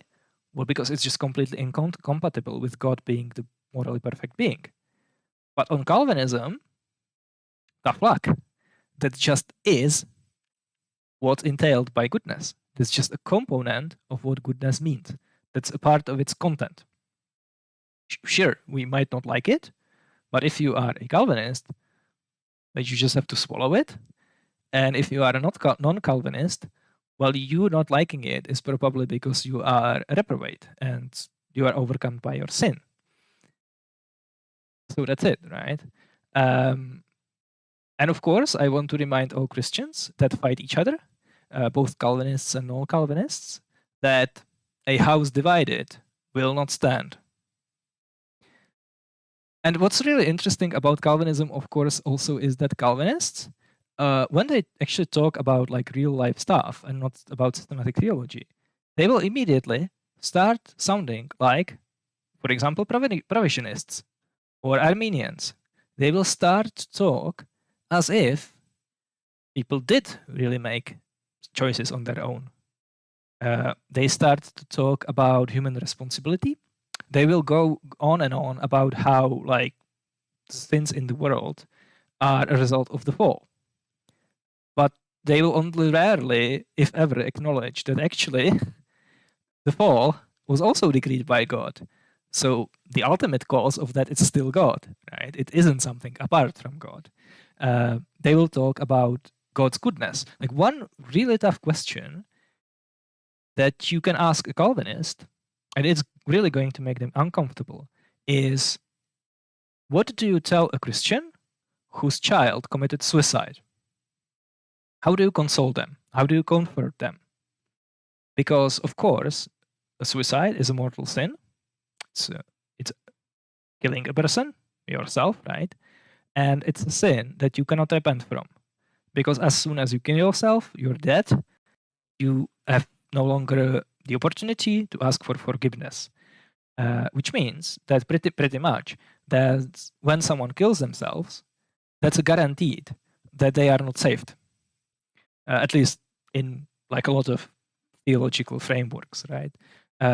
So I think obviously Calvinists are going to say that they don't know who is elect and who isn't, and they can never know, right? Like they don't know if Ravi Zacharias was one of the elect. If a child dies, they don't know if that child was elect, because you have to remember that Calvinism, and this is something that I forgot to mention, in Calvinism, babies are not actually sinless. There isn't any age of accountability on Calvinism. Calvinists actually argue that as soon as a baby is born, it's obviously already sinful because it carries the original sin, but they will also often argue that actually babies do commit sins, even though they like are not self-aware, they can't do any autonomous decisions and stuff like that. They'll, for example, say that a baby crying is committing the sin of selfishness, because it's like crying for attention, it's wants stuff and stuff like that, and it's like super selfish, you know. I'm not making that up. Just Google conversations. I think Skylar Fiction did videos pointing that out. But again, it's just like a level of cosmic horror of Calvinism, you know. But sure. So, like, how do you comfort a Calvinist that had a daughter and the daughter committed suicide? Because suicide is, I think, as close as you can get on Calvinism to a realization that the person was not one of the elect. Because if he was or she was one of the elect, they would be regenerated by the Holy Spirit, they would show the fruits of the Holy Spirit, and they definitely wouldn't kill themselves, right? They wouldn't commit the one crime that you cannot repent from. What do you tell them? Like, ask John Piper about that. And actually, people did ask John Piper about that. There are videos of him talking about it on YouTube, and it's just pathetic. Like, his response is a complete failure, because what can he possibly say? Sure, on his systematic theology, the daughter killing herself was decreed by God, and it was decreed necessarily so, because that was the thing, it was a component of the creation, perfectly reflecting God's glory. It could not happen, it could not have happened any other way. But of course, you cannot tell that to a parent, because the parent would probably want to kill you, right? So what do you say? Well, you have to meander and basically let the clock run and talk about God's goodness, and we just have to trust his perfect judgment and stuff like that. But really, realistically speaking, all Calvinism is just a necessary part of reality. Could not have happened any other way. Why? It's not because God, there is some like great intellect that decided that's going to be the way it will be. Sure, there is a great intellect, but that intellect is just a robot running, it's programming. And the programming is just what's metaphysically necessary. And there isn't any explanation behind that. How is it different than naturalism? Well, naturalism, evil is meaningless, suffering is meaningless, but on Calvinism, suffering is caused by a God because it's what's glorifying. It's what's glorifying him. That's the difference, and this is the Lovecraftian horror of Calvinism, I think. So every time I hear John Piper, I just picture like one of these illustrations of Lovecraftian horror when there is a cultist who's about to sacrifice a virgin to a Lovecraftian deity, like Azathoth or Yokshogot, with eyes and tentacles and stuff like that. And that priest, as he is about to stab that virgin with an obsidian knife, says things like, God can slaughter women and children anytime he pleases. Questions?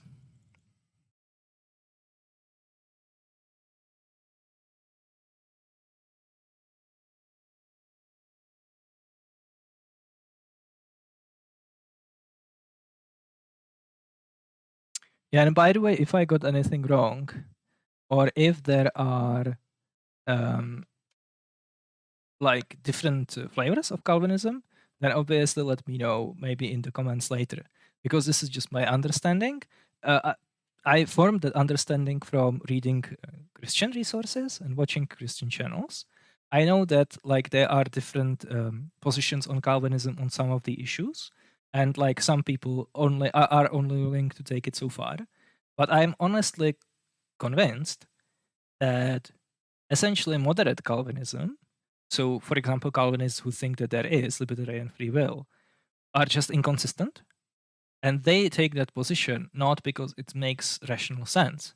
They only take that position because they can't stomach the consequences. So basically, the more hardcore you are as a Calvinist, the more dead you are inside, but the more consistent you are with your theology.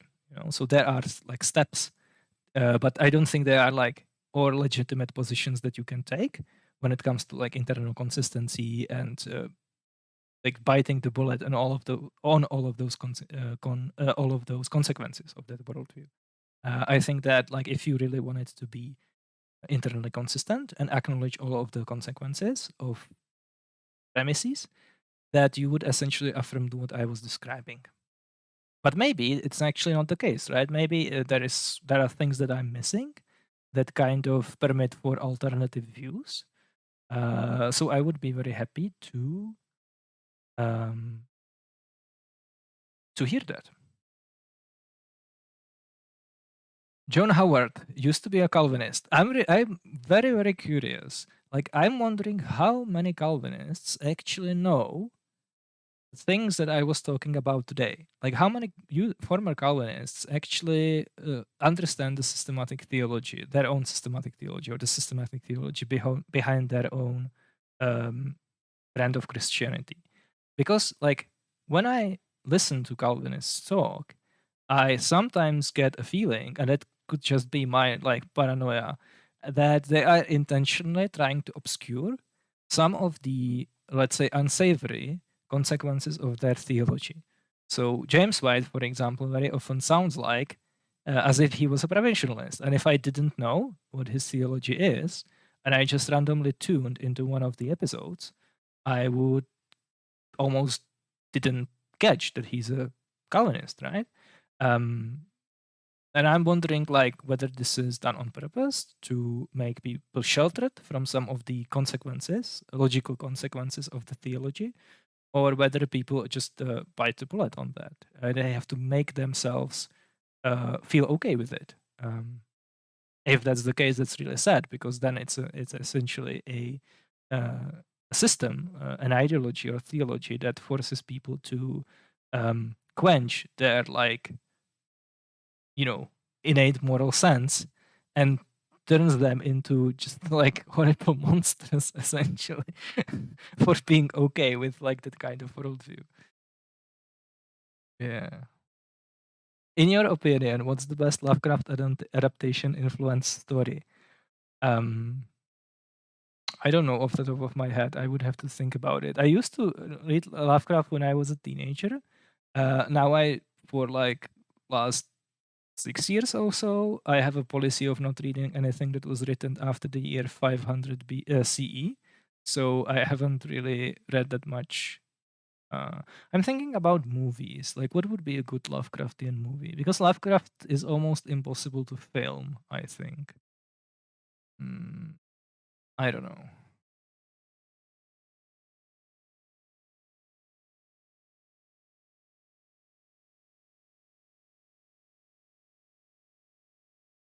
Yeah, Floyd FP, obviously, who I have nothing but praise and admiration, says, I gave a PowerPoint presentation on Calvinism on my YouTube channel if anyone is interested.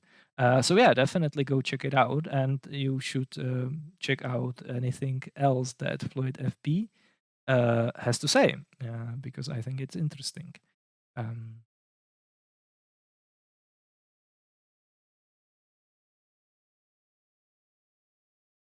Where did God's programming came from? This whole story is just programmed into the cosmos. Yeah, it's a metaphysical necessity.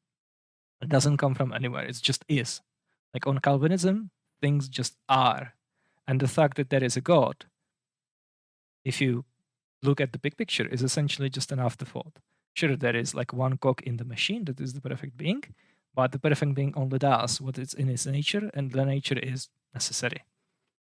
Sure, like, or if you bite the bullet on like hard determinism and naturalism, you pretty much get the same picture, but we are not going around saying that the universe is perfectly loving, you know?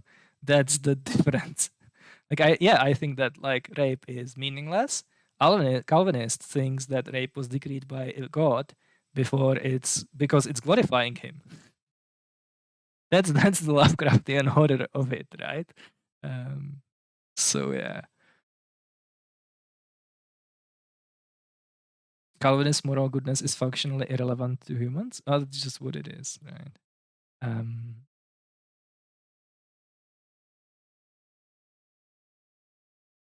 Cool. So unless there are any other burning question, I wonder if the Marvel or DC Comics universes. I wonder in the Marvel or DC comic universes, which characters best represent Calvinists. I don't know that much about like comic books, but I used to be a dungeon master for a Czech clone of Dungeons and Dragons. So I did come up with some fictional religions, and some of them, in retrospect, are kind of similar to, like, they are also, I would say, Lovecraftian.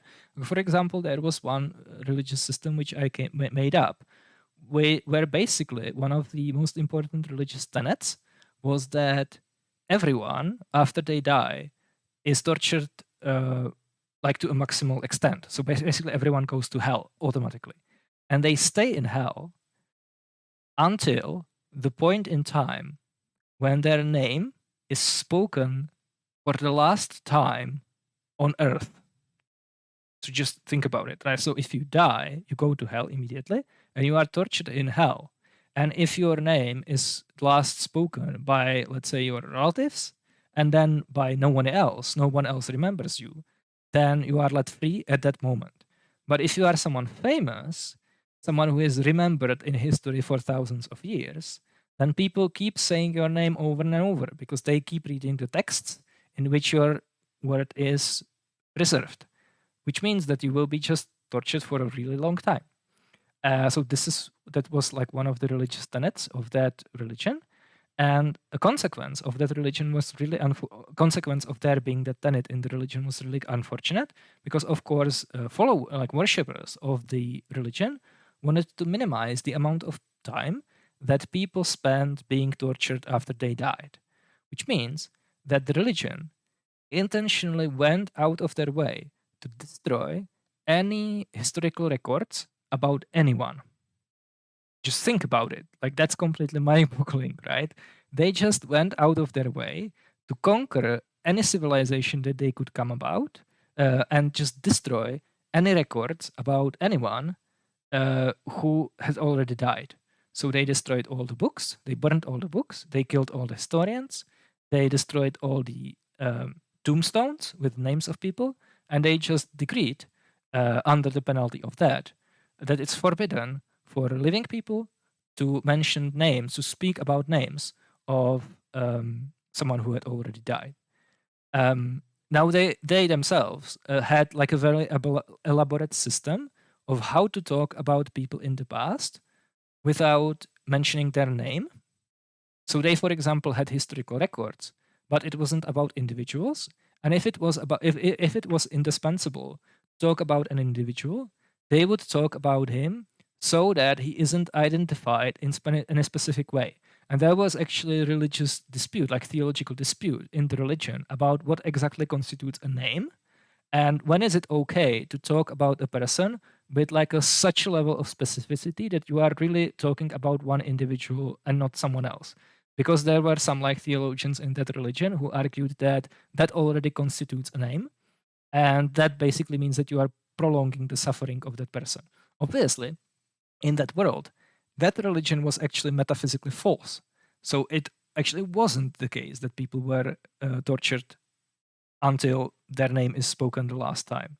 So just think about it. Like that religion, even though their followers, their worshippers meant well, they were actually motivated by good reasons. They wanted to shorten the time when dead people are tortured. They just did horrible evil because they were just destroying like valuable information. They were destroying medical literature. They were destroying historical literature, just to make sure that like a name of anyone who has ever lived and died is wiped out, right? So that's pretty Lovecraftian. That's like people acting with good intentions, but actually doing great harm because they believe something that isn't just doesn't happen to be true. That's one example. And the second example is like pure Lovecraftian horror. I think, in my mind, that's like the perfect Lovecraftian theology, maybe even better than Calvinism. So it was a fictional religion, and this time it was actually true. So it was metaphysically true in the world of the campaign. And basically, the followers of the religion believed that there is a malevolent being that is about to break into their reality at any moment. So it's about to enter their world, about to break like through a dimensional gate and enter the world. And that being is evil, and when it enters, it's going to torture everyone forever. So as soon as that being enters the world, everyone goes to hell forever, except for people who intentionally helped to bring that being into our universe. Those people are not tortured forever, they are just annihilated. So in the campaign world, there was a cult dedicated to worshipping that malevolent being, and the cultists actually did everything in their power to help bring that being into our universe. And they were essentially acting in their best self-interest because they were getting something out of it. They were getting a benefit out of it. They were already convinced that the being is going to enter the world sooner or later. It's just when you join the cult and you actively help to make it happen, you are escaping eternal torment. You are just being annihilated, which sucks, but it's better than being tortured forever. I think that's the ultimate Lovecraftian religion, right? Because it's actually rational for a person to join that cult, right? Like on the Pascal's wager in that world, it's reasonable to join that cult and actually help to bring that being into our universe, even though that means everyone is going to be, pretty much everyone outside the cult is going to be tortured forever, because you are getting something out of it. You are just going to be annihilated immediately, and you will be spared the torture. But the problem is that by a lot of people joining the cult, it's more likely that the outcome is actually going to take place. The more people join the cult, because it's rational to join the cult, it's like a desirable outcome of a Pascal wager in that universe, is that it's more likely that the cultists will actually succeed and they will break the dimensional barriers and they will allow the deity to enter. And that was really interesting to think about, like to see how that like fucked up the thinking of the players, right? Because some players actually argued that their characters should actually join the cult, because like a reasonable person would do that, right? But then, of course, the problem is that if you join the cult, then you are a part of the problem because you are actively trying to bring that being into our universe. So some players just fought against the cult and they were trying to suppress it, because if you suppress it, then it's less likely that the being is actually going to break into the universe. But some characters actually wanted to join it. So some players actually wanted to join it. And again, just to emphasize, in that universe, it was actually metaphysically true that there really was that being that was about to break into the world at any moment, right? That wasn't just a false religion. They actually had it right, and everyone knew that that it's right. It was like revealed in such a way that people couldn't actually doubt it. So yeah, that was a really messed up system. Yeah, but I think then most of the campaign was about something else. Yeah, Dr. Manhattan is really interesting character. Yeah, because he's just basically so different that he doesn't care. He's so powerful that he doesn't care about humanity. Yeah, he basically loses touch because he just completely transcends people in like every respect. Then that everything about like people and what they do, their like things that they worry about and stuff like that are completely insignificant to him. This is how I feel every time I visit my parents. Yeah. Sounds like the prisoner dilemma. I don't know what that is.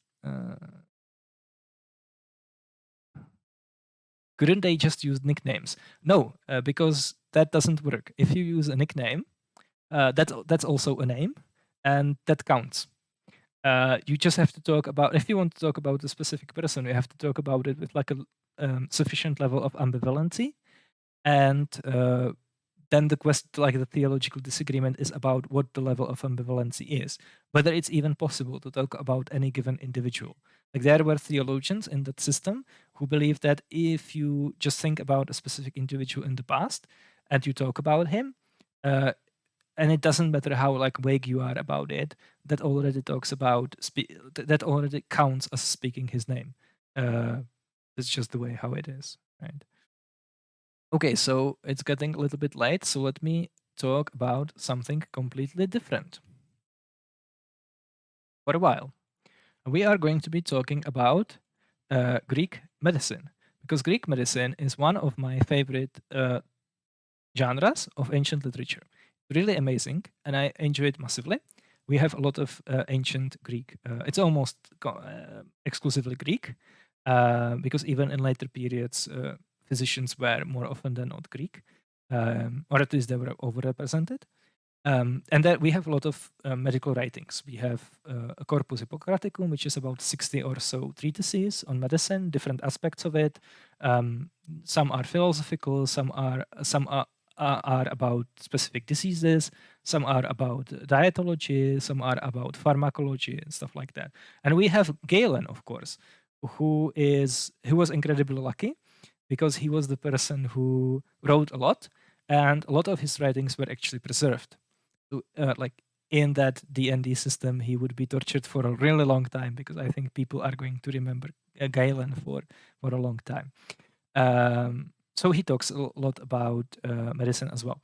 And the medical treatises are really hilarious, because you can, of course, always compare their level of medical knowledge with ours. And you can just point your finger and laugh at how stupid they were. But it's also interesting because there are instances when they got it right, and you can think about why is it the case. So, like on one hand, the Greek medicine is kind of laughable because people were just tragically misinformed about the human body and how it works and what to do to actually remedy diseases. But on the other hand, physicians were very practical people. They really cared about like real world application of various medical theories, because it meant life or death for their patients. So more often than not, these physicians who wrote these treatises didn't really have that much patience for just idle philosophical speculation. They needed something specific to sink their teeth into. So in Greek medical treatises, you sometimes see, in very small steps, people getting close to discovering the scientific method, essentially. They never do. Scientific method just wasn't known in the ancient world, unfortunately. But you can see, especially towards late antiquity, they almost got it. Like Galen, for example, criticizes Aristotle, because Aristotle wrote about human anatomy, generation of animals, and anatomy of animals. And yeah, Aristotle was one of the philosophers who just speculated essentially about the human body. He had some basic observations, but he didn't like test his speculations in any way, I would say almost. He, for example, writes that women have less teeth. That's something that you can very easily check, but apparently that was like a consequence of his systematic philosophy, and he didn't feel the need to check it. But Galen is criticizing him heavily, and he's criticizing him as exactly because he feels like Aristotle is just doing armchair philosophy, and he isn't actually interested in how human body works. And Galen actually goes out of his way to describe and to find out whether what Aristotle is saying is true. For example, a big topic was the issue of pregnancy, birth, and embryology. So it was a big mystery, like how people reproduce, what's the role of semen, whether both male and female participate in procreation, whether like there is a female semen essentially. Why is it the case that children are why children are like resembling one of the parents more? Why obviously is the case that sometimes a girl is born and sometimes a boy and stuff like that. And there they couldn't really get very detailed information because of course there was sexual taboo and there was just a religious taboo against autopsies, for example. So they couldn't just perform an autopsy and look at how human body looks like. There was only a very brief period of time when it was permissible, specifically to for Greek physicians in Egypt, because in Egypt, just like digging through human body was not religiously problematic because Egyptians had mummification, the process of mummification, right?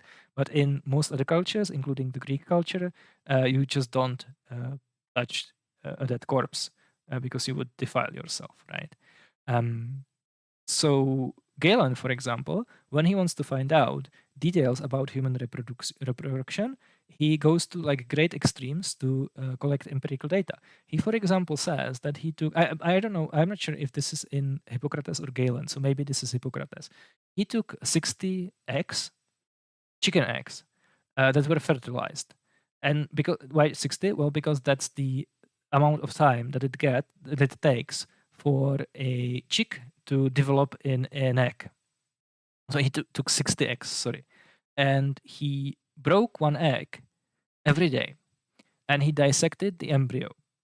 And because he broke one egg every day, he had a complete, let's say, timeline of the embryological development of a chicken.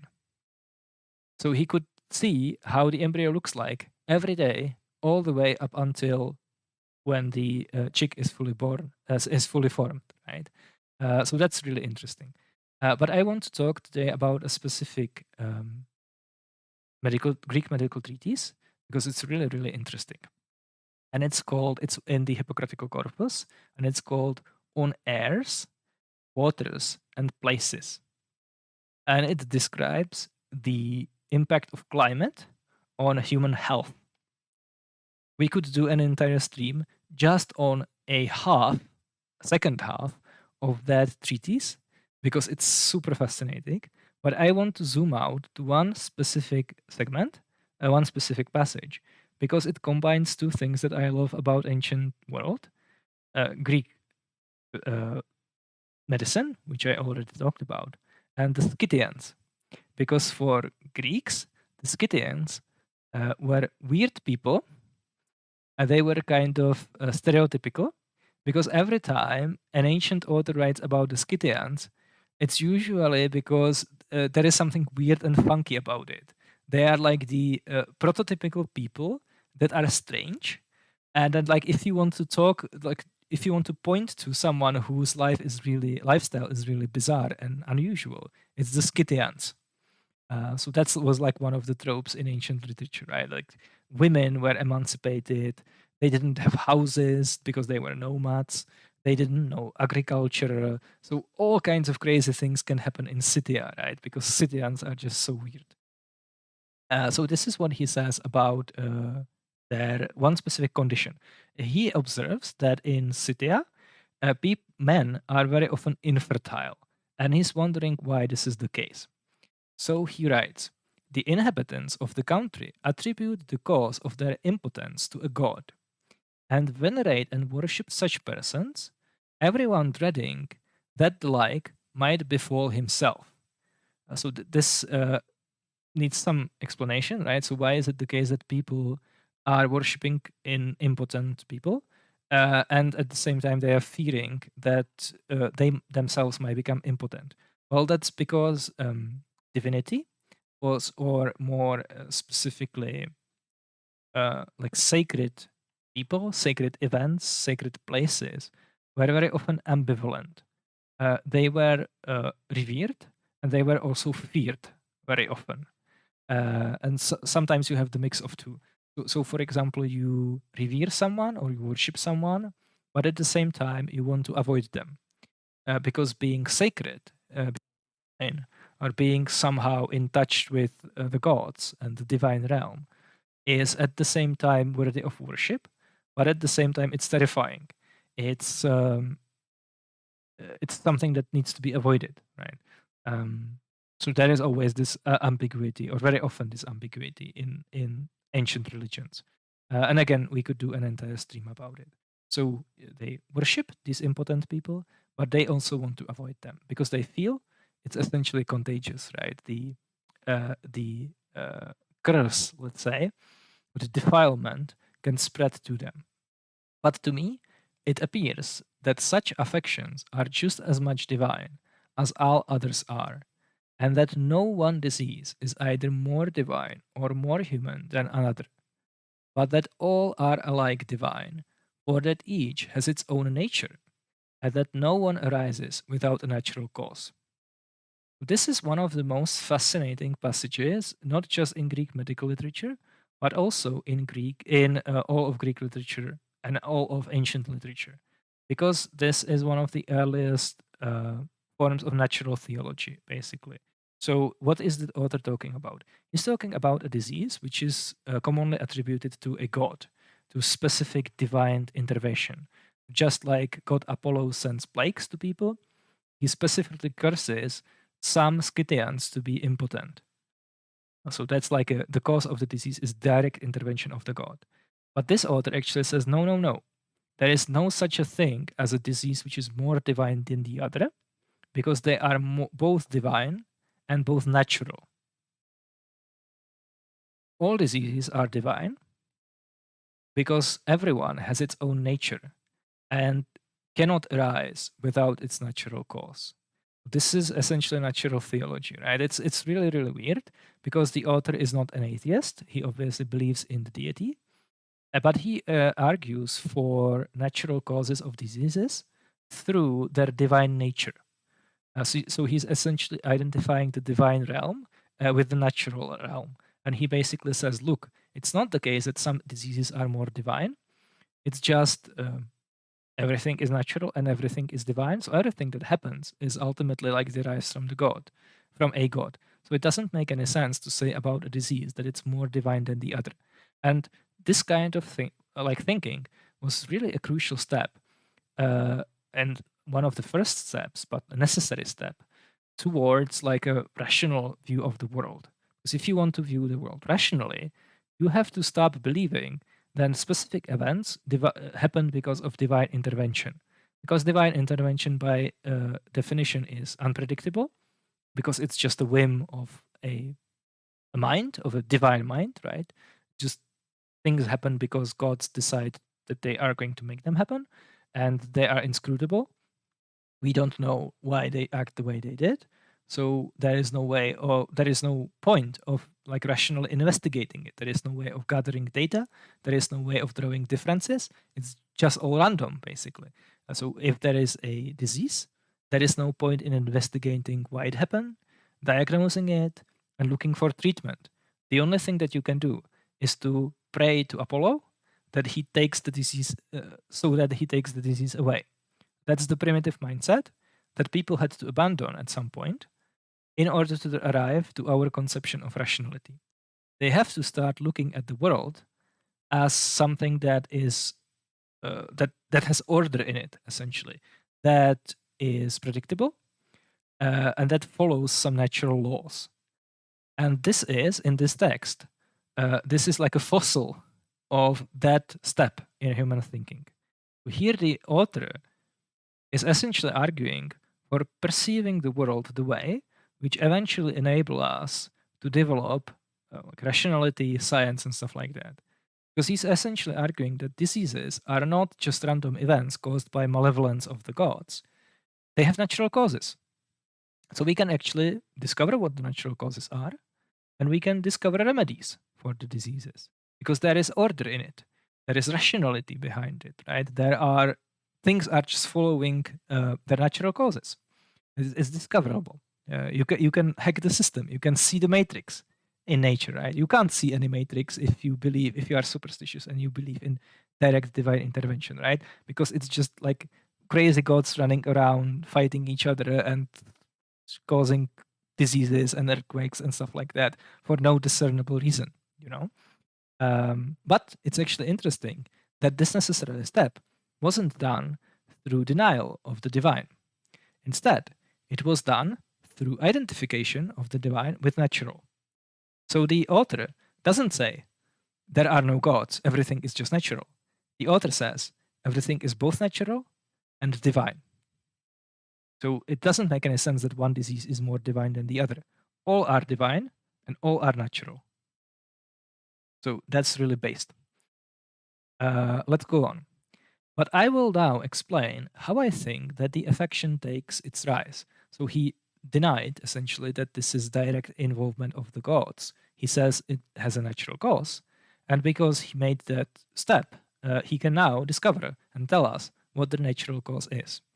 From continued exercise on horseback, they are seized with chronic deflections in their joints, owing to their legs always hanging below their horses. So he essentially says the reason why some Scythians are impotent is because they ride horses a lot. Kind of makes sense, right? But just wait, here is the craziness in Greek medicine. They afterwards become lame and stiff at the hip joint, such of them, at least, as are severely attacked with it. They treat themselves in this way. When the disease is commencing, they open the vein behind the ear, and when the blood flows, sleep from feebleness seizes them, and afterwards they awaken, some in good health and others not. To me, it happens that the semen is altered by this treatment, or where the veins behind the ears, which, if cut, induce impotence. For there the veins behind the ears, which, if cut, induce impotence. Now these veins would appear to me to be cut. So what is he saying? So some Scythians are impotent because they ride their horses a lot. That leads to some health issues, medical issues, and in order to mitigate them, they essentially cut veins that are going around ears. They let the blood flow, but the problem is that with it, semen flows as well.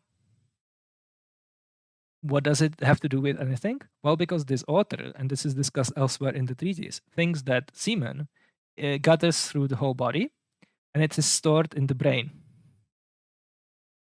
This is why like Greek medicine is fun, right? Because there was one obviously different authors had different views, but this one author believed that male semen is stored in the brain, and from brain it flows through these veins that are going around their like human ears, and if you happen to cut those veins, then it makes you impotent.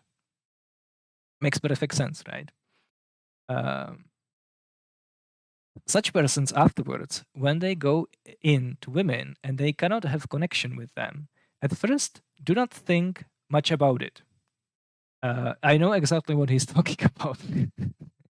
But remain quiet.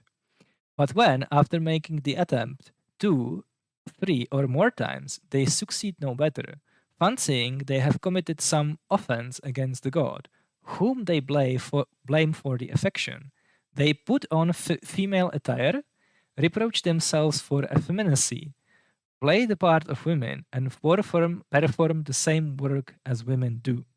So essentially, if you can't get it up, you try 2 or 3 times, or you are just effeminate, which means you have to put on female clothing and you have to essentially perform female gender stereotypes. So in Scythia, in ancient Scythia, apparently, and people think this is like historically reliable because it seems the treatise was actually written by like a traveling magician who's just recording what he saw. There were like effeminate Scythians who dressed like women and they did the same works as women because they were impotent. Funny how that works, right? But those are just the crazy Scythians. That's exactly what you would expect from them. And this is probably the best part. This rich among the Scythians endure, not the bestest, but the most noble and powerful, owning to their riding on horseback. So this author observes that it's actually the richest people in the society that experience this the most often. And he finds it interesting, and he tries to find an explanation for it. And he actually thinks that the explanation that he gave, that the disease is ultimately because of excessive horse riding, is like a better explanation than the idea that it's a divine disease. So let's see how he argues, right? It's actually modus tollens, a formal argument. And yet, if this disease had been more divine than the others, it ought not to have befallen the most noble and the richest of the Scythians alone, but all alike, or rather, those who have little, as not being able to pay honor to the gods. So this is the first premise, right? So if the disease was divine, then it would, so everyone would have it, right? The rich people wouldn't be overrepresented. The rich people are overrepresented. This is the second premise. Therefore, the antecedent is negated. So the disease isn't a result of direct divine intervention. And modus tollens is actually one of the frequent forms of argumentation in Greek treatises. So they always say, if something was the case, then we would see something. We don't see it, therefore the thing is not the case. So let's see the reasoning. Like, why is it the case that we wouldn't expect to see wealthier people to get the disease more often than poorer people, on the hypothesis that this is a product of direct divine intervention? If indeed the gods delight in being thus rewarded by men and grant favors in return, or it is likely that the rich sacrifice more to the gods and dedicate more votive offerings, inasmuch as they have wealth and worship the gods, whereas the poor, from want, do less in this way, and moreover, upbraid the gods for not giving them wealth, so that these two have few possessions, were more likely to bear the punishments of these offenses than the rich, right? So just to reiterate, the author thinks it's really unlikely that this disease is the product of direct divine intervention. Why? Well, because he observes that it's more often, the rich people are more often affected. And he thinks that if it was the case that the disease was an effect of divine direct intervention, it wouldn't affect rich people disproportionately more often. If anything, it should affect them less, because rich people have more money and they can worship the gods better. They can bring better votive offerings. They can bring more sacrifices. So really, the poor people should be afflicted, because if anything, God should be more offended about poor people, because poor people don't have enough money to worship them, right? That's the rationale behind it. That's really, really interesting argument. And he thinks that the direct divine intervention is like a bad explanation. And he thinks that his explanation is actually better because it can explain why is it the case that the rich people are affected by the disease more often. It's because the rich people can afford to have horses, so they ride them more often, right? So this is what I'm talking about when I say that like Greek medicine is super interesting, because on one hand you can see these small steps, incremental steps toward discovering like legit inferences and like legit ways of reasoning. But on the other hand, like in the same passage, you have the idea that in a male body, the semen accumulates in the brain. Yeah, so that's it. That's what I wanted to show you guys.